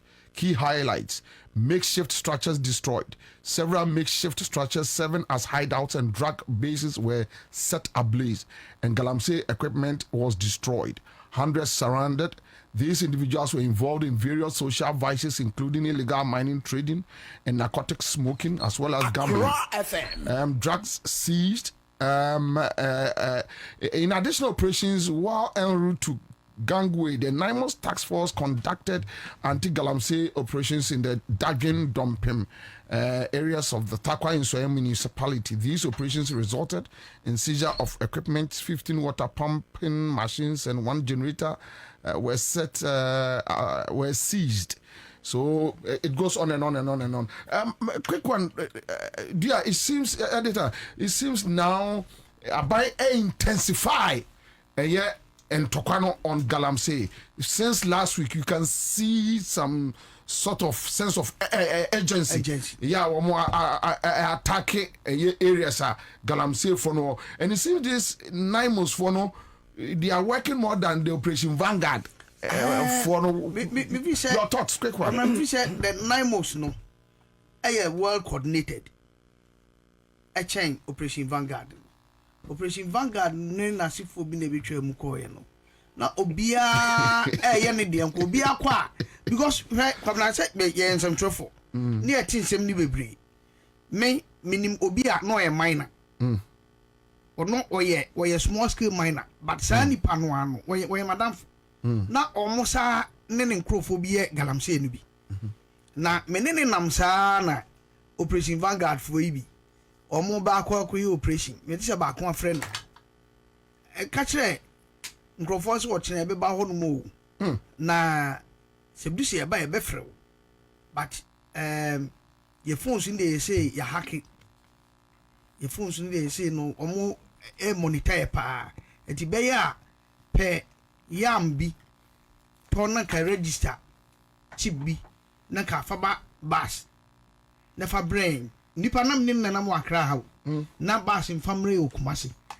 na se be ya ye bitimi adi nkomo wo ho so enti na operation vanguard no those involved including the security na involved no omo kra ne omo ye adwuma no omo ye galamsey na ni illegal mining no omo wa adwuma hyehyɛ eti omo kwa omo ana na sa komom tip off say Jack and they ba ho yeah enti be ya but who said new adi limos no well coordinated in such a way that Charlie said there any esi wom no apart from government a committee no Ghana for kasan so afi obia ni aba ho say yensuo ene ye forest nation obia ni akoho enti ama we no I well coordinated look at the nan say gold board CEO yeah akrande trucks cars pickups a donate mom to mfanya adwuma the other you know na who say there was no commitment and for that matter those who were involved who were to make sure that you know your friend say galamsey and ye see no all kono kra come de no why she into one you know do what pit mu no ni pit ra na hyehyɛ ho say Jack and then there me ba say ne ye be you into one be wie na just one my adwuma wie dada but in this case now wontumi nkoye business ho ya be chill my information is that most of them kra no enim say omo kono boys no me adwuma no yeah omo ne money bi on me their cameras but they don't even know and the cameras are being monitored somewhere and you will least mistake ya bet you this one is more coordinated than the operation vanguard ne the between because from what Professor Frimpong Watkins report me hu ya say so operation vanguard na se for no na enya de bia beboa amia fight galamsey but look at enra de ya esi wo western region amia hu say yes there is pure commitment to it and then on the morning show na CJ ne western regional minister ekasai o see so why you wadun say opese oye galamsey e wo western region there you wadun say obewu that's what he said so why you wadun say obeye galamsey wo western region there be ready to be killed. That's a huge statement. Yeah. You see, now a call a you on suit on railway tracks no asien na yedidi asien no. Yes, so much nipa 15 also. So much nipa honum and it will be sound say anti start free da ben. Start free da ben and na me sure say start free ne. Start ya che omodidi asien nyina o. Ya just say railway lines na hangi. Ye didi ase nyina che free takrade eba besi akọ ye didim takwa nso ayem Pond Valley Huni Valley num na ko ni na no che so omodidi ni na ya menya sure say start free ne eti se operation vanguard no operation hwan na ba so no se na omuhu ya ana omu ye adwuma ni ya enko omuhu nka medu sesei ba so omu se nema na ba bontin bebre a na che se adwuma ekoso enti na ba bontin no se adwuma bi enkoso anka obi ehu kebe din so omu se nema na ba bontin and I think that President Mama ni team no and especially those fighting the galamsey nasifon they are doing fantastic work they no ba ohun ni nyina che se to obetwa because they na ma ho they na ba ni kire se ye hu afede ye hu se we koso wa ni enim we koso wa ni enim at first no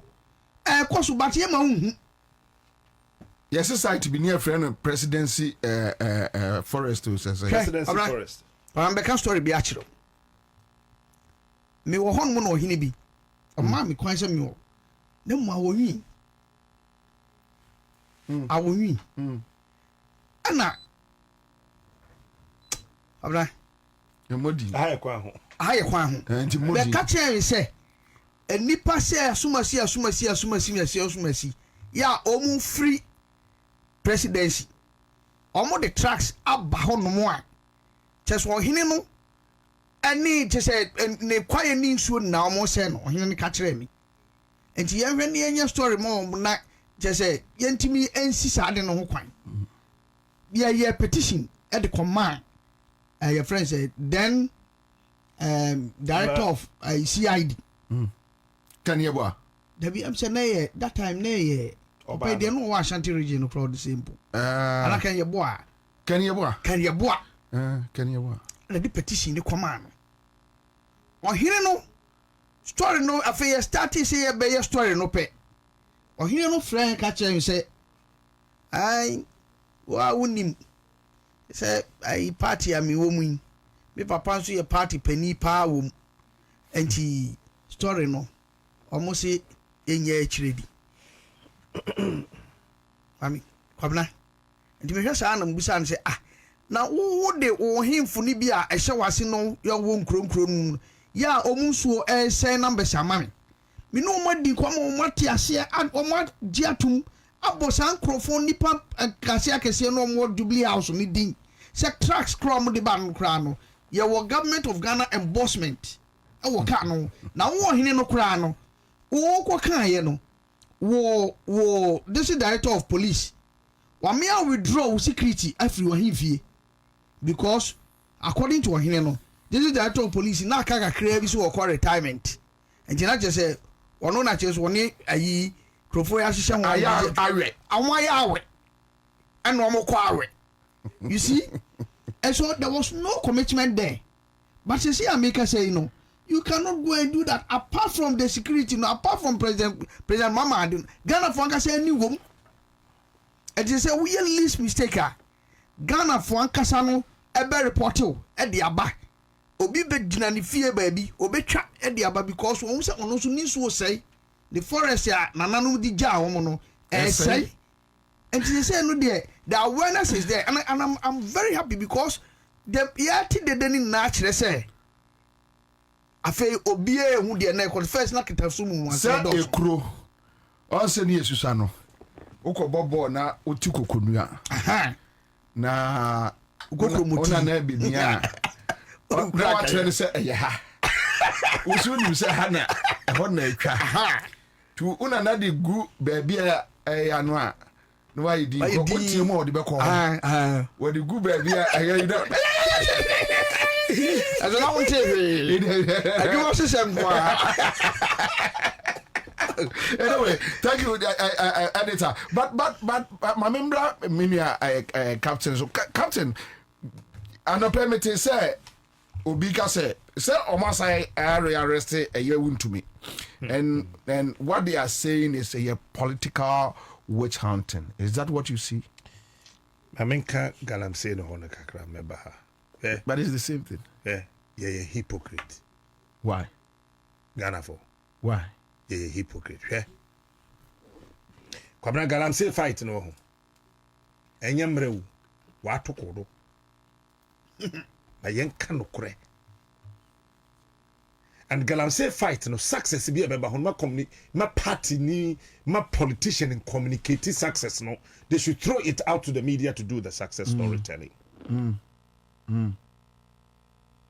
Also, when you live in a certain space, you must know the dynamics of how communication is being received. Then we'll be able to tell that. Adiana why na yampa sa why and answer one. What do you say? Ofosukwache, he's a solid communicator. Yeah. Fantastic one. Or tra. Yeah. But me pese this time round no. Say oyena ebeye yia. Ka bibi say no on trauma. And by now, I'm fan to the Facebook. Because it will be received with political thinking, political ideas, and political lenses. Yes. Even if it is good, majority of the people. No, but he's there to communicate on behalf of the government. Me baho. Come on, kakakra. And we be na community Japan yeah. Ka we egu kufu aban. One more time now. There are issues in the sea. One, so not communicating, man. Yes. Go and read all the communications from government people. One more than namurem.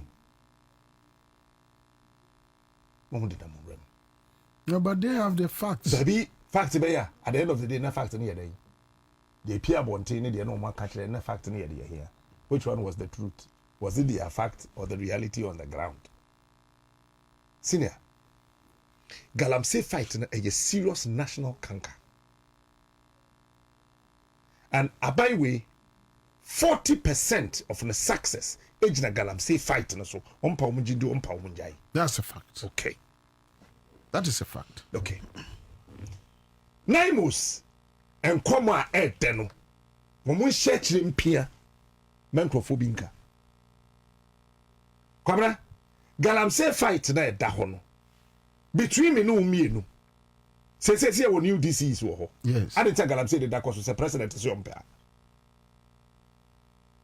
I don't know my friend when you're two Galamsey wo. Osino. I don't know Osino you're two Galamsey.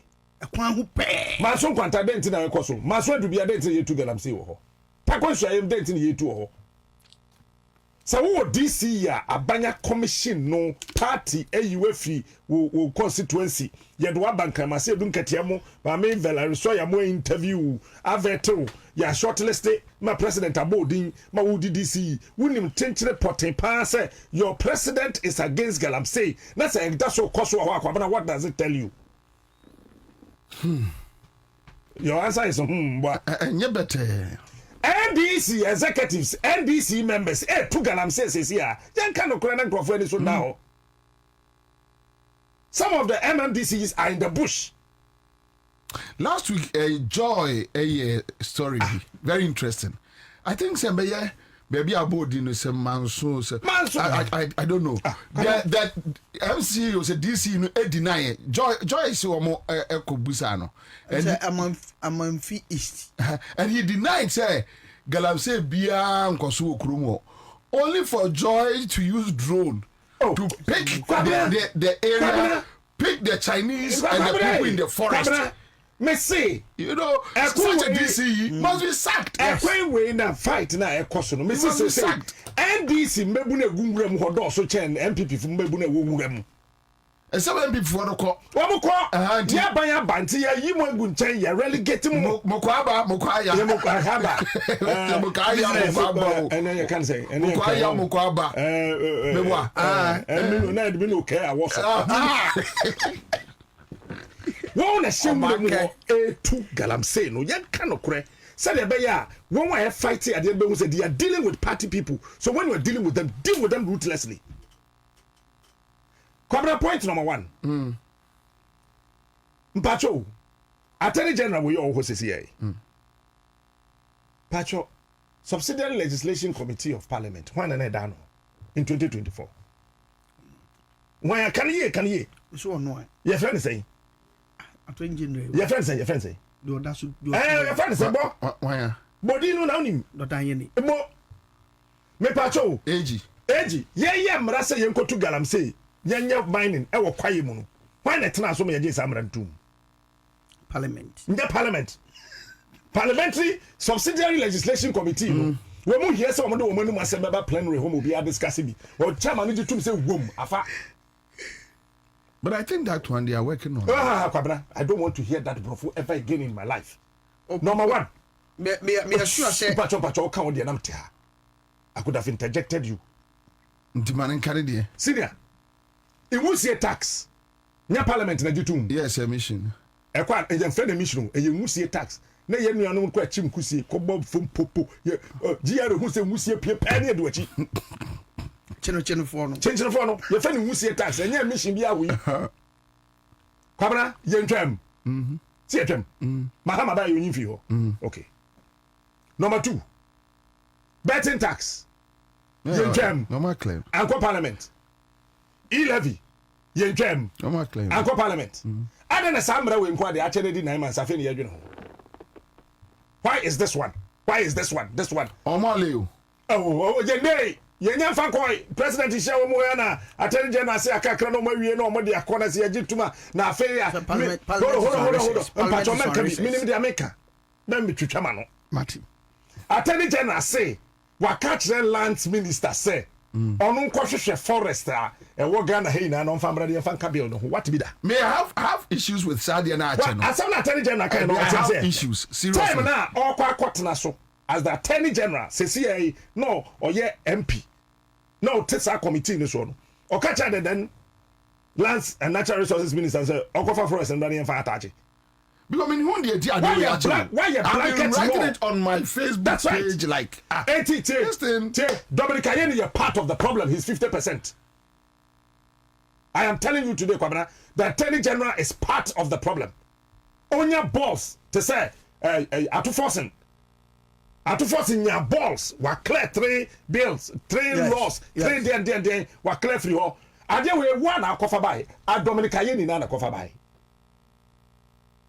Parliamentary subsidiary legislation committee on na yɛ chairman on a cofa saa de ne bae sɛ yɛnkɔ to gold ɛwɔ yɛ kwayem saa mmara na ɔde bae no ohun sɛ na yɛ de forest atache ade na ndɛ ofre yɛ fɛ sɛ ama Kofi Boa sɛ ɔnkɔfa list of forest mmara na Kofi Amabo no forest do ɛwɔ kuruma so no so wa timi asecure what say so answer na betimi fight galamsey no me aban we me say galamsey no wa atoko no ade obetumi aye ma me magye adi sɛ obetumi fight galamsey saa mmara no mu ntwam oh me sure here say be parliament subsidiary legislation committee and so another subsidiary legislation committee na ɛwɔ hɔ sesi a no mu ntwa saa mmara so parliament na mu is on recess oh eti mo amumra emergency sitting na ya na seche say oh we dey omo ka emergency sitting and your friend but omo ka say aha wakɔfa asɛm aba bisa Dominic Ayeni akufa do from kufa show ɛna ɔmba na ɔbɛyɛ saa mmara no ma no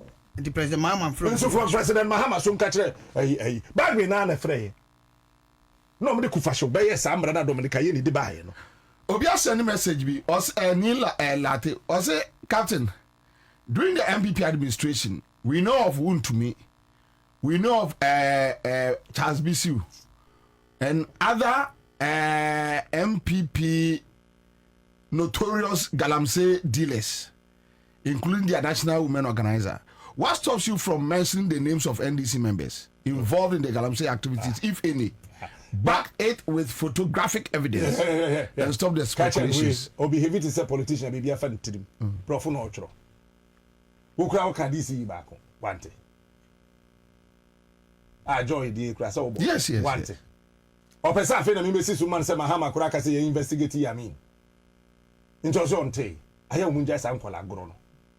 Yes, baby, I dream in a kudrunu. Sa baby near my name way. In Crawford shop message man Crawford no more forward. No more type ya my back no. Ye jai kan you. Ye ni pede abidi wo kurum ha no. Enye forward message for me. Na fa kwamra kwabra Bobie Ansah no kan check captain. Because I dey no sa DC no a oto no me mo tiase. Kwabra. Me say sa mra na Dominic Ayeni e de baye no. Se Mahama hwe nyi sa mra de mfiru a on to fight galamsey. Because when we are checking microphone our forest, we compare no makofa, or more license. Ye issue ma say ya may and 2 me say, ye mining our forest. Now, Attorney General Moon, Mosako go much. Because on one a cofa summer and buy, into to me found cocoa to me and found two. Yes, say, we to be a mining our forest. Ghana Marajiatum. Police debate the prosecutor. Since you watch why mining in forest anymore, the law says they can mine in the forest. Me unim. Chief, why you better start me? Me can the aboa wo dey. Sir LI 2467 say no. Me free say obia will take part for that emrano to be carved and to be accepted by parliament and for it to become a law no. Me free say come now. I was say you prosecute any pan. Me say Attorney General you was say from committee members why. I don't want to know the committee members. I know that. I was say prosecute you bia. I think it was a government sponsored this thing. They claim that it was pushed through with force. It was not pushed through with force. But send them more parliament. Yes. It is serious. Assuming without admitting. Dominic Uncle found a portion or can't say no mpene so mra me yankan. At the committee level. At the committee level. Because in parliament everything is documented. Everything is documented. So Uncle found mra me yankan. Because it's serious.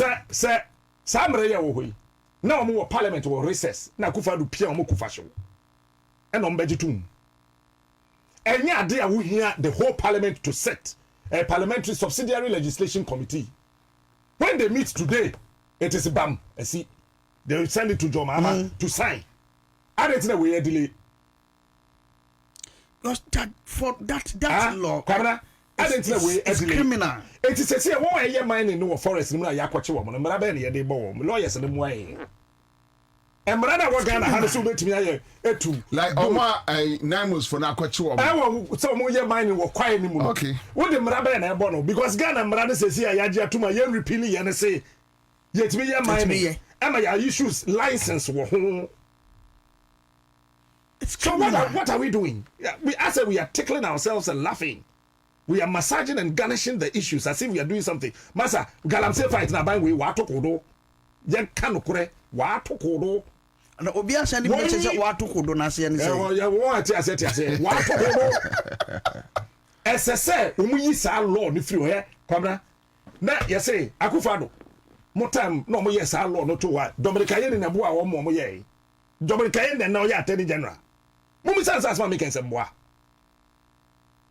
o won constituency ni your friend Kufasho no ba no be yes amra de ma Kufado anodi samra ne ya ba beto anodi kwabra wo de no to nchen a galamse aye wo krom ha nyina no ye wo he nya asase cheba asase wo Ghana ha ni owura land be na wo Ghana ha ni wura ni ho se na se aban wo pass si ye ti hoyi wo ho me ya mi fi a Messi ma me ko fa excavator se me bu agu posi be ba be chime wo fi say identira I am destroying a property so when you permit yes enti asase bi e da Ghana ha no e wo wura enti se ye kokro bi so ne ye twa koku ato agu edi tu galamse ya wo de galamse fo do wo wura mu ho hwehwe asase no wura na che no Upa me yanchi amahini 12 in code cell. So ukromo mahini. Akwadi cell. Ye she dan che dem memene da nopa. Dan na hye ne chacha no da cell. Kwesi da court bi antena se. Den away. Wuchi asase ni wura na wo de da tum. Na abaya sa ji asase na fi nsem na abaya aban dia. If we don't apply ruthless measures, we can never ever fight Galamsey. Let's not tickle ourselves and laugh.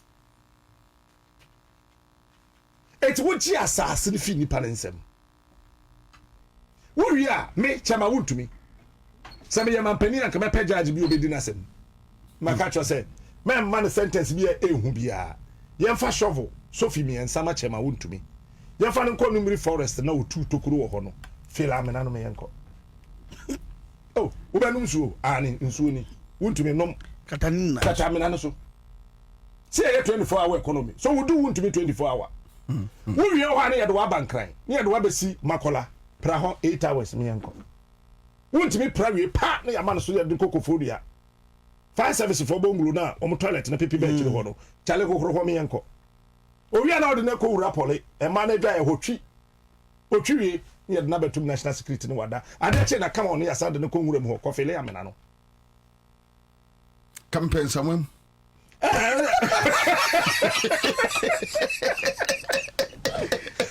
was I saying? I want to pick a Galamse fight tonight. Galamse a corner at Dahono. And young Qualan, yes, well, yeah, then. Yeah.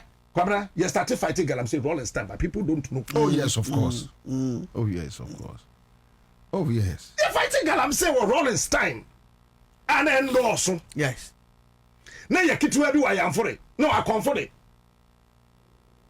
And I didn't kakran that time na what na central region na to dance na to ata di na ya na confuse me. Rolling time. Atwata. No, ya central regional minister na atwata the president Kufuor. Ori atata fund ya manfa nkoho na mfante atata ne ato no bebe. No a chief of staff or there be was central regional minister be or they whichever. Ato bibi na anya atwata. And the yentimi answer ano. J. Kufuor ebedi president obehia how mienu. Eye Fulani for ntokwa e wo kumawu ne important. From place Operation Cow Leg. Okay. Very good. Plus Galamsey mwa. Yeah. Fantastic. Pro J. Kufuor ko ye pepepe. Ono so tete committees ye be fight yentimi. Nti Fourth Republic agi first two presidents in them. Ye wi na be do Professor John Evans Fifi Adam Mills so. And ono so the boss 3 years na team on ekro no. Handsome minds ne hwan mo yentimi ansolve. And a John ba part 1. And then ye kagu ne so that time ne papa we wadom. Ye bojo mama to just galam say John yentimi ansolve pam no de koy. And ato kwame na ato chamisem e will be crying at the testament jam fansa with that at the other to us ye wie no and ye kofa na nabu ebe so ade no so se be se ne kura mai wie no o wie agro no nti akofa do so entimi asolve se mahama nkentimi a ontimi me da me ka cho ma me ye nunu ye ho na ye nsere eno kre kwabra wo panish asase fo wura ni wia ohun galamsey na ye na galamsey na ye no akufa adom mra na omo ye to wona dominica ye ni na je de mra ne bre wo mu o se dey 100 meters away from Nsuo to me to Galamsey ye mining na in one day or say in 1 week or say 1 year you issue over 1,000 check for me if indeed Ayini was the committee chairman. Oh yeah, well check. He was the committee of the subsidiary legislation committee. He was the chairman. He was the chairman. Okay. No.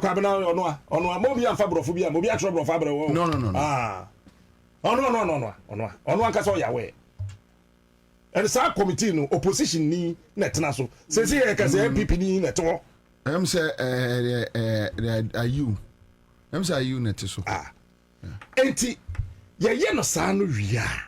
Ke da fe ye betena se se wo ye den na wo ka kire ndi passe 100 meters away mama license say kotu gold e wo nso ho just 100 meters kwabna no sa anwa no kure begu na anwa no kure sa begu he e begu nsuo no sa anwa no begu nsuo no e na nyame nyansa no bebia kwae nam bia no nsuo so nam ho enti se wo ma kwae se ye nkotu gold no wo kwae de mu a what my coin say nsuo no yes say no we are the lacuna could be a question who say 100 meters away from the river is in the forest. You have given a license for somebody to mine in the forest and you are asking the person, you have given him the mandate and the authority to mine in the forest that stay 100 meters away from the river. The president must be bold enough and tell us that number one, yeah, as I say, almost a kilometer away from every river. Yeah, mining bia wo ho. I mean, me fish come na. The river no che ho kra de. And kwaya mining bia. I say 1 kilometer. Kwaya mining bia because forest no. Company bia ya ma license a wadwiri forest egu. Yenka class 1 brofo na ye ka kire ye nyina ne say when the last tree dies, the last man will die. Enti nua do say the wadwiri egu wa ka kire ye. Obi anya ohwe. The camera see so no so medwiri nua taze ese koto ne dua anyewo oto so amfam fro ka so fakọ ne dua na amfam fro ka kwabra fa good to necessary Galamsey na yeye wo kurom ha no boys na wo nwura mu ho na etu Galamsey no enye wo mu nyina na sika ni brenti na wo ho obi wo ho a ne ma me yare da hospital ekom onya obi de dan ka ene ade ye wie eno a kwabra ho amne tu galamsey no kuruma boy say won dom ho de wo mo yasefo no ni kapre the value of galamsey is $17.5 billion.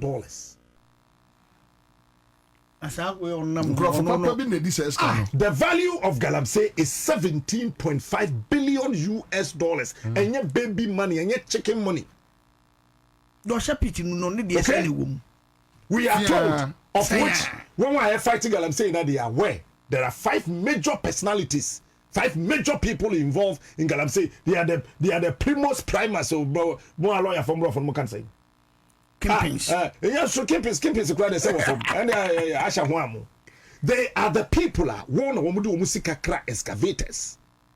Excavator Crack and fine eba krumha. Now, Kabra Juraze we hoye. Abai we buy no.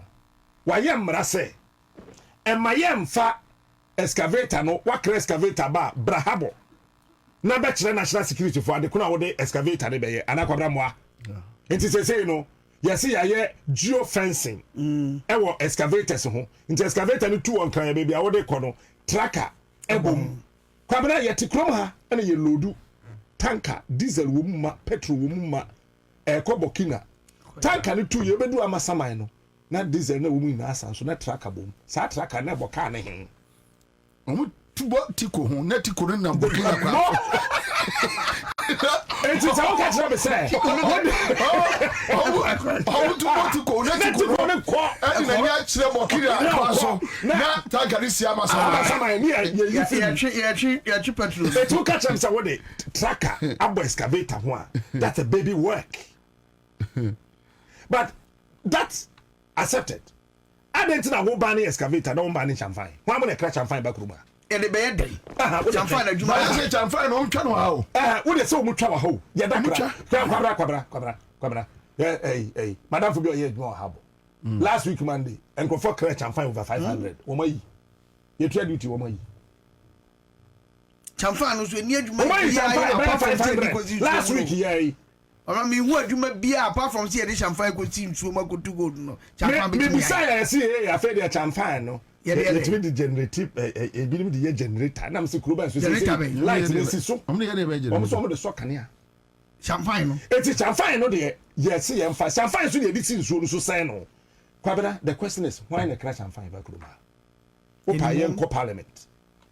Kwabena, hwemenim mbekansem. Kwabena? Yeah. Why the crash champagne? Sagana for ne crash. Ya Ghana for your boss, we Ghana ni ukra bi. Miniska. Nti Ghana for why the crash and fine yenko parliament. Miniska. Kwabra yembo ura parliament, ye be hu we crash and fine. Any dom de beye. Yenko parliament house wo sesi a. En profa di galamsey sika abedi MP. Opa yen fe galamsey for dem busa wo say nipa dodo wo say na mo sponsor wo mbedi MP. Opa sesi a opa bi phone line to. Wo beto asum kolokolo. Abba logolegi wo betim komo am for grade di ohina kwamia ye galamsey sika na ye sponsor fantastic. Last 2 weeks osofo bi ni na sorema prayer warriors 30 ekogu site galamsey ni nu ba na sore eno okoka che osofo no se ba bi a otune de no oba ohun gold no nti okoye na ho omkoye 30 days prayer and fasting. I was site. Say gold in the mra. What you told us say? Sanku from see a tube bia. What they are not to nchen ya kwaji equipment na ye see ya hye no. Ya hye no. Na ye see ya kwaji pumping machine, water pumping machine. Nti ya fight galamsey. Na water pumping machine go store warehouse ayen ton yen wunim no do. For how long no bet me aje water pumping machine? No, but now when they do it, they secure the place. Unless maybe they are lying. So someone say I could to be there caught that site would be very difficult. Adia ba ko ama mani age kitwe bi eno ye kitwe bi o. O galamsey fight yi. E ye soja ni na oda no no. Ono nko asem na make you. Kana boa. When him say China ni bitimi nya kokuduro ko bowura na office of the $1.5 million or command bribe. No video no. Hanya so be video no phone so. Oh, they have money. The question is, Or you no hu bo an office boy. Nipa ne kire ne. Say Goro boys for kwa. Nti why na hu ye no kire no. Na ye den kra na ba ne tim say $1,000 anko. 120,000. Ye den na 1 million. 1.2. No sesa 1.5 kra no de ko. Ye den na ba tim. It means that the maybe abesen ko no. What the 1.5 million ko pepepa ho beto. Nti sa akwa no kra ye chi ni sese ye hu ba bi owo. Sa China ni kwabna ye hu ba bi owo. Man fa de phone ni nchira. Ye chi no. Oh, of course, so kwako bribe dia. Ana ye chi ni wie ya. Na ye hu ba bi owo. Nipa no chi no so ono so ye hu no. Kwabna na. Kwabna de o chi no ono so ye hu no. Enti galamsey fight no, SSC ye very brutal. A man for say Chamfine is the new corn mill in some villages. It runs faster than the original. Fufu machine. China ni no ni. Oh no patch. Only. You went to Brazil and you were sick. China needs was me offer. Also me offer. Enti galamsey fight no ho. Ye do ba bi SSC. Ahemfo no wo mu ntikasa. Na nanom no wo mu nya de o mbetie kasa no. Enti ye nche won. Yen chia him for no be 10, 12, 20, 30. Engum o meja nkwase ade no. Ade Nyankopon. Na wa na ma hene. Say ye nya mfa wontum nti wonya criminal. Nti wo ko court a ye de uchi ne be sensi so. Na wo gina adaka na fifiri. Wo ria na say Asanteman mu na ya catch otumfo say sa ma hene we. Ye hia o. Ye we pad ye wura. Jane kwan ma ye. Number 2, Sasa no de galamsey no ye pacho abanyaje asasene for 150 years asasene abandia for 150 years ye wi abeje mu amamo na se ye be ba beje mu na hospitals wa ye bugu ye beje mu amawo no na se factories so a aye bu factory tugu ye jeli ahefuru bi kwabre MPs na wo constituency ye tu galamsey no wo ye ho amwa Yambo constituencies no. You two galamsey. Ewo hono. Almost all the MPs that came from Galamsey communities, you know, they all benefited from Galamsey constituency by Biano. Yemo we now swear oath on a national television. So Galamsey and can be no de buy. If you I am not in support of Galamsey. No a pajan in sa. Nti se kwaku free a na kwaku free now the more tigare the amount I want to say yes Gadawu wa sama ya do fast and tell sama Gadawu wa full share ye wie eno a wo ho afei na ya catch na ye ho say whether state of emergency or no state of emergency say ye who say who forest BM and then so who to galamsey a operation shoot and kill. That is where I think you think is there no, people also have problems with no with the agra you will have excesses. We will never have excesses. Excesses the paboni for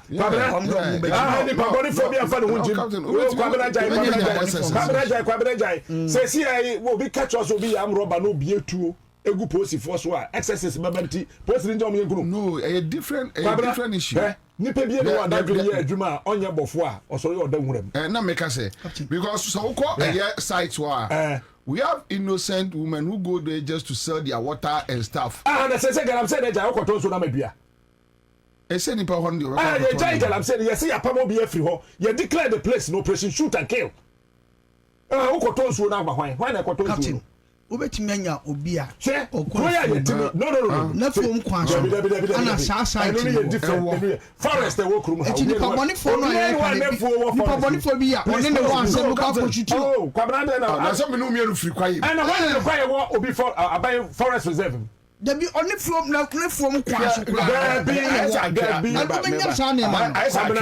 I sa atwea the suta atwea forest dey wo be ponase no na wo ye government but dem go for do Gabby tedi kwabna government forest reserve yɛ nom. Okay, well. ɛhɔ ɛyɛ reserve. Matthias yo. yɛ nom bi wɔ hɔ nom a. saa forest reserve no ɛyɛ nafuom kwan. ɛnti. ana na kura. asaba yɛn kɛse operation shoot and kill yɛ wɔn ti ase. yɛsi yɛ hu sɛ wutu wɔn mu a yɛn bɔ tonkum. Okay. na obi anam hɔ kɛkɛ a ɔkɔ de ɔyɛ na ɔkɔ bɔ tu. dabi anu nipa bɔnifo bi. Okay. Every election is peaceful. We have Kumasi issue to deal with. Sankrofo say talk is cheap. Hwɛ. Wouldn't say Ghana ya kwanya ye wo nyina. Say you very serious. You say constructing a route. Ghana ya kwanya ye wo nyina no less than 200,000 kilometers. The whole country. Yeah. It's a 3 years job. A 3 years job ejuma. Afa enso da frustrate no. Kwabra. Hwɛ. Yenim bibia ma flood ne ba. Oh yenim nim na. Enti yenjai ka. Yenim nim na. Yenjai tui. Yenjai tui. Kabra yenim. President nim. Akufo-Addo no onim. Kufuor nim. Rollins we wusha Asamado ya we. Mills nim. JM nim. Obia nim problem na ama incline. Enso ni yiri yenjai ka. Yet one attach ya koka kire say obeye odo wakoje 1.3 billion dollars. Womo de beye menso ni na pa na betwi afa ho. Na sakes ka. Wo de twen kwabra twen. Na 1.3 billion dollars no kofa daily graphic na hwe ni mu. Oba bedwiri ni ma be skyscrapers. But in seconds, can Sikano na say away. Skyscrapers no Akufo-Addo you get up and you talk nonsense. You get up and you open your mouth and you talk nonsense. And the money that you're going to use to do something, how can you put down the man then? You construct a skyscrapers. You want to put down my house? Or you need my neighbor house. My neighbor house. You see, Kwabere, me and crying sweater, in so the pa on to you me dying. Umbungu. Na brenka nsuo tɔ kasa ho menka hwe bio ɔno onim de ya ne sɛ ɛna man you start here from secondary school nearby journalism every year be a Accra flood ya start ya reporter according to reporting or don na no na for e de nyina beduru sebe still Accra.